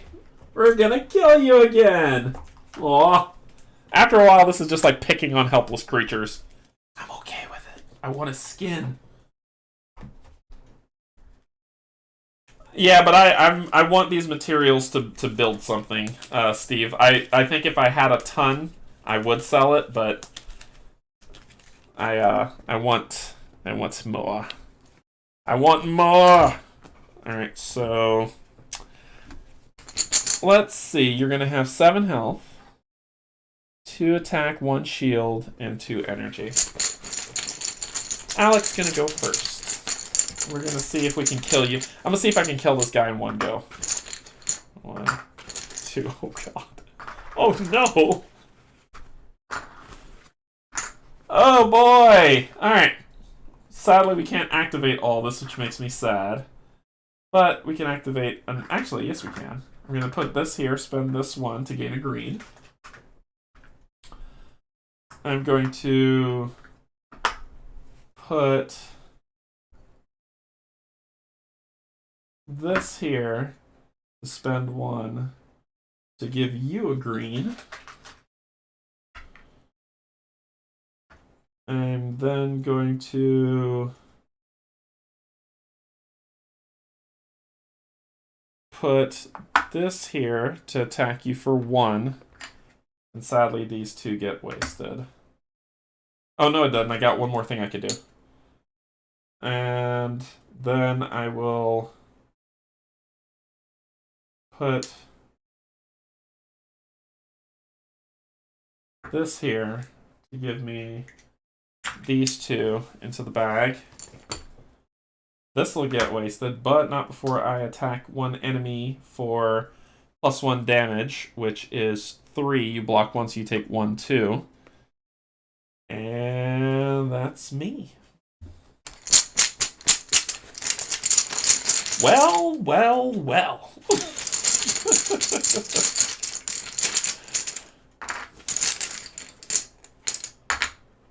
Okay, so. Well. This is almost pathetic. Okay, so I'm gonna put 1 here to attack you. But before I do that, let me build up my bag. How much do I have in my bag? You said I could only have 5, right? Only have 5 of one chip type. So let me make sure I'm not overdoing it here. 1, 2, 3, 4. So there's 4, so I can add 1 more. So I can't... Yeah, so I can add 1 more and I'm fine. Oh wait, that's the 5th one. So I think I'll just attack you for 3 with 1, 2, 1, 2, and I'll use my Stonebound ability to hit you again, and you're dead. You don't even get a turn. You don't even get a turn. And Finn. 2 lucks. So that's 10, which is good, which means I get to upgrade. And another rough leather, which I will flip this over to its 2 side. That has 2 rough leather on it. Then we do some cleanup. These will go back to the chips. This will go back here. This will come back active, active. And these will go away. I'm in a flow. I'm in a flow now. I'm in a flow. Poor little guy. I one-shot him. Alright, so that goes back in the bag. Then we're going to go to 103. Oh, we're going to level up. We're going to level up is what we're going to do. We're going to level up Gregory. So I got a chart so y'all can see what Gregory's level up looks like. So we can do this together. Let's do this, because you should always see Forteller and get Forteller. You should buy Forteller. But what we really have is that. So skill trees. So we are at basically chapter 1 to upgrade a skill costs 10 lux in chapter 1. When we get to chapter 2, it's going to cost 25 lux. So you see the reason why a lot of people want to do the grind before going to Istra.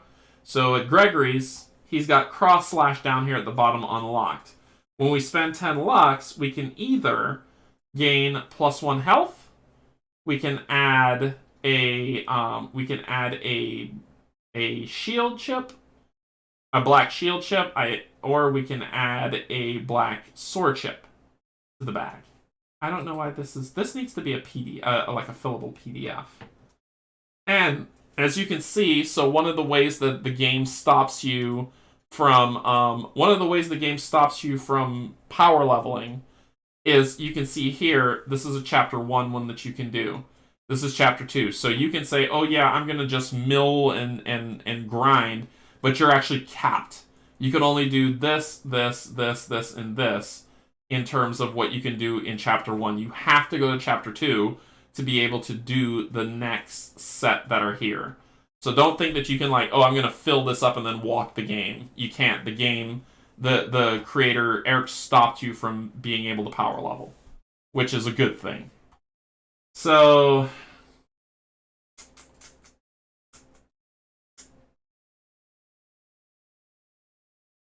I'd like to get a new ability.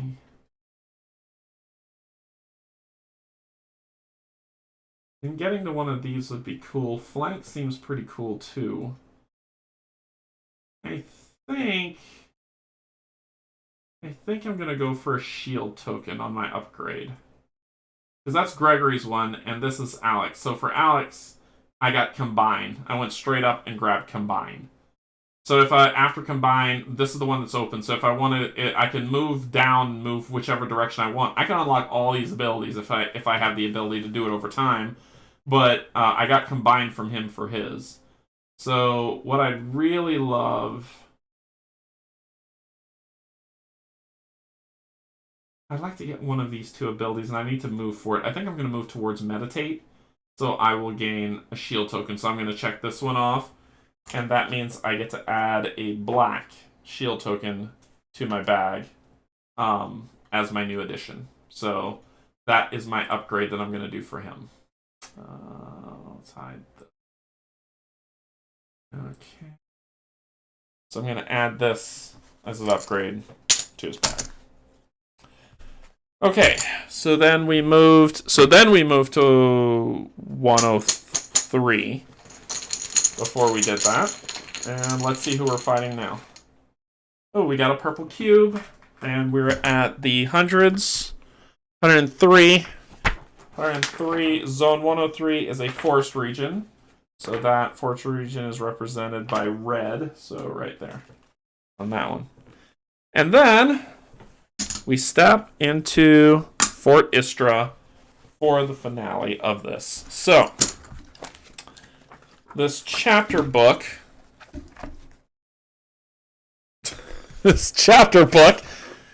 says, upon arrival at node 102, place the Fort Istra minimap on the board so y'all can see what that looks like. So this is Fort Istra. It says remove all of these fixed buildings. Ooh, that one peeled a little. That's not good. These are really wedged in. Alright. I don't wanna ruin them, so I gotta be careful when I pull them out.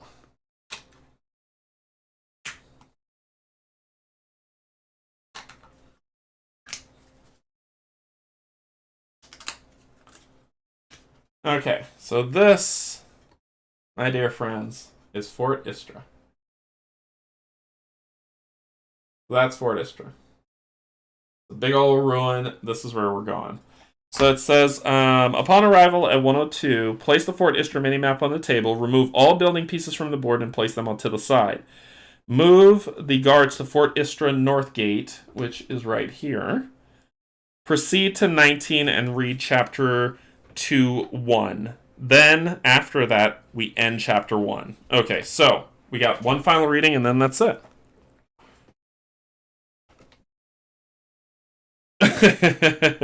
So one final reading, which is 2-1.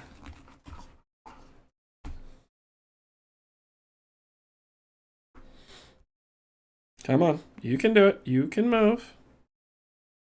All right, 2-1. Here we go.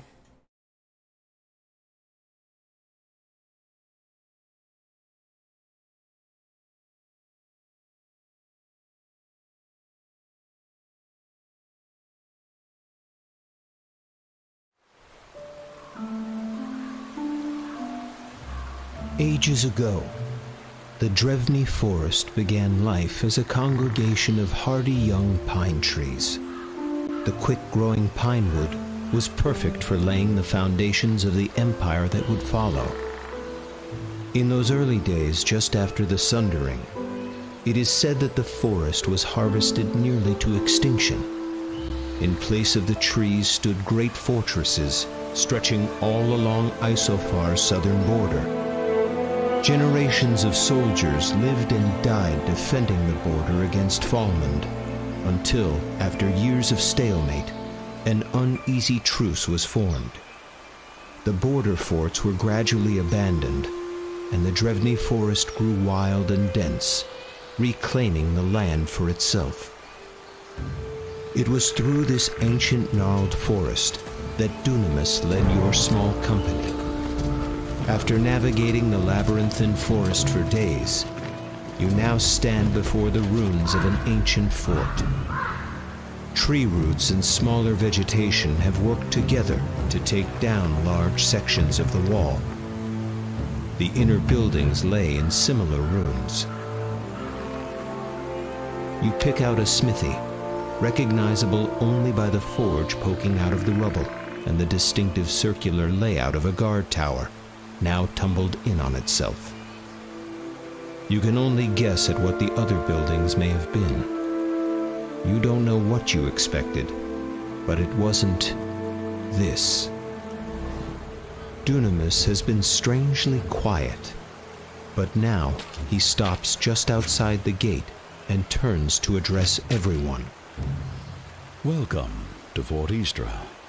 It doesn't look like much now, but there is more here than meets the eye. With that, he steps through the open gate and completely disappears. There are audible gasps from those around you. You somehow manage to keep the surprise off your face. There is nothing left to do but lead the others into the fort.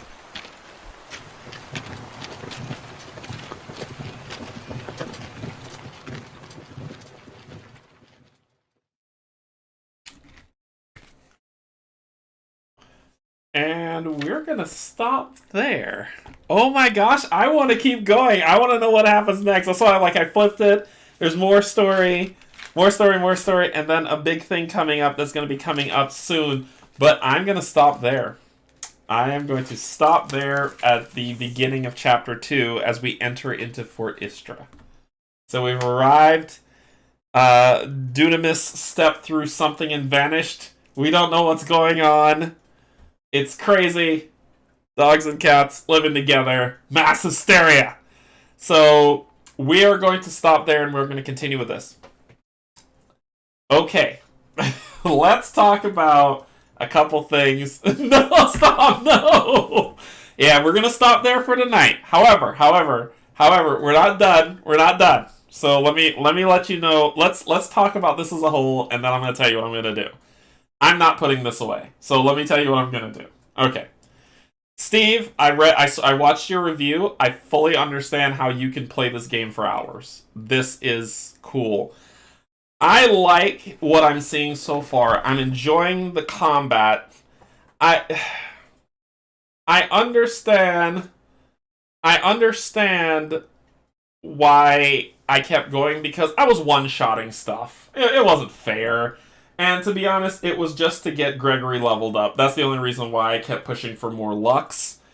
The combat, I like Alec. I'm used to him now, so I understand how he works, and I like how he functions. Like, mixing chemicals, and to flip one, I actually have to activate two chemicals, which means I'm mixing them together, which means I flip them into a new chemical. Which is cool. Which is really, really cool. So I like Alec a lot. For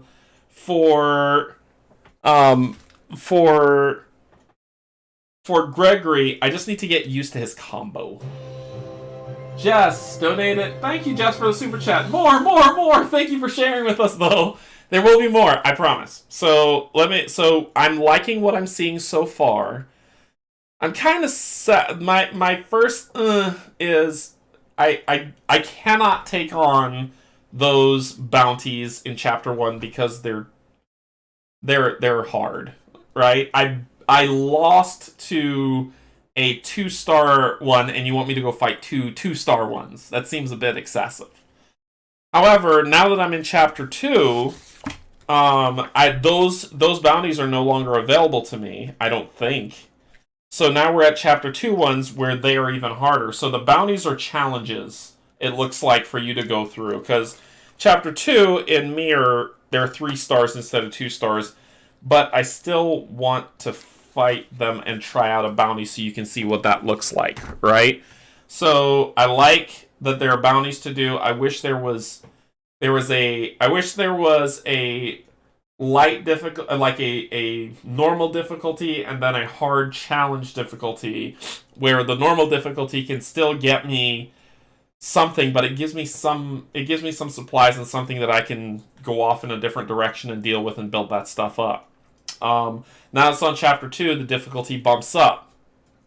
It makes me a little bit nervous. I wish there was, once again, a Chapter 2 2-star one to fight, and then the 3-star ones to fight that were there, as well as the bounties, to just kind of help me move around and do stuff. So we will do a bounty so we could try that out. I just wish there was the Campaign 2 difficult. Like, I'm feeling Madara-esque with that. Oh, I'm able to finally keep up.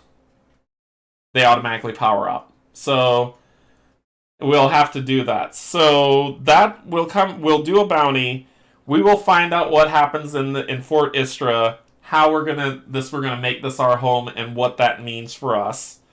We are going to get back into this and play more of this story. So the plan is Thursdays I usually play a game with Pac-Man.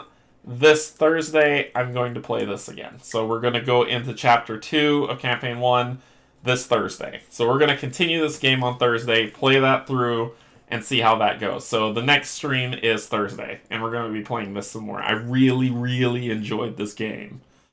So I want to build this up. I'm going to leave this just like this on the table. I'm not going to tear it down, and we're going to play through and have some fun with it. This was a good time. I enjoyed this a lot.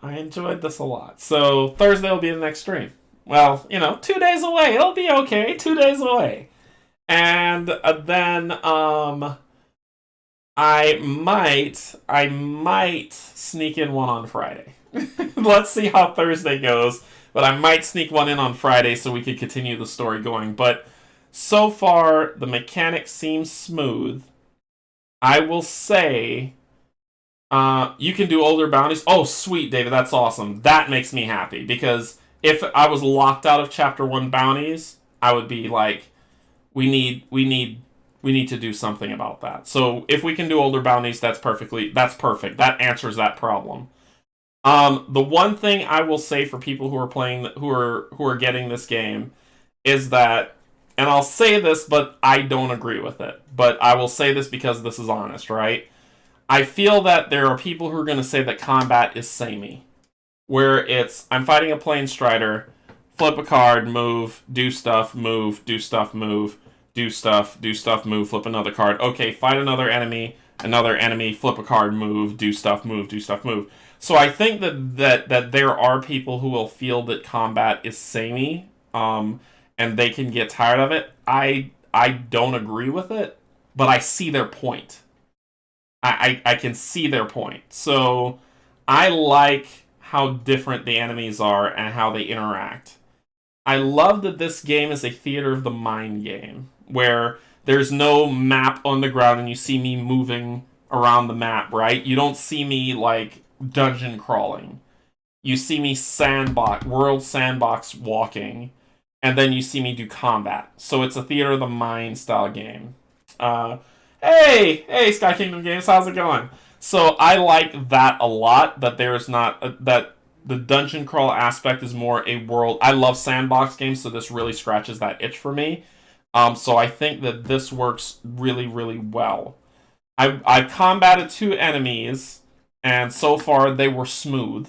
It wasn't really a thing that took over. I want to warn people, though, that when you do get these, whether you sleeve the cards or not, these are dual layered. So there might be some difficulty when it comes time to flip. Like right now, if I had to flip this, there might be some difficulty in getting the card out. However, I look past that by just putting it on the edge, right? So it looks like it's part of it, and it is part of it. So if I need to flip it, I can pick it up and flip it over. So I've mitigated that thing. But just be mindful that that could potentially be a thing that you see. So, positives. Everything so far. The world walking, the events that happen based on gathering 3 cubes, that happening. Combat was fun. I got destroyed by a 2-star person because I didn't know how to I wasn't really good and proficient at it, because I kept drawing purple cubes as I moved through there. So that didn't give me a chance to get used to Gregory, so I got used to him in a 2-star fight, which beat me bloody. But we moved past it and it was fine. I don't have any negatives for gameplay. Not yet. But this was my first fourth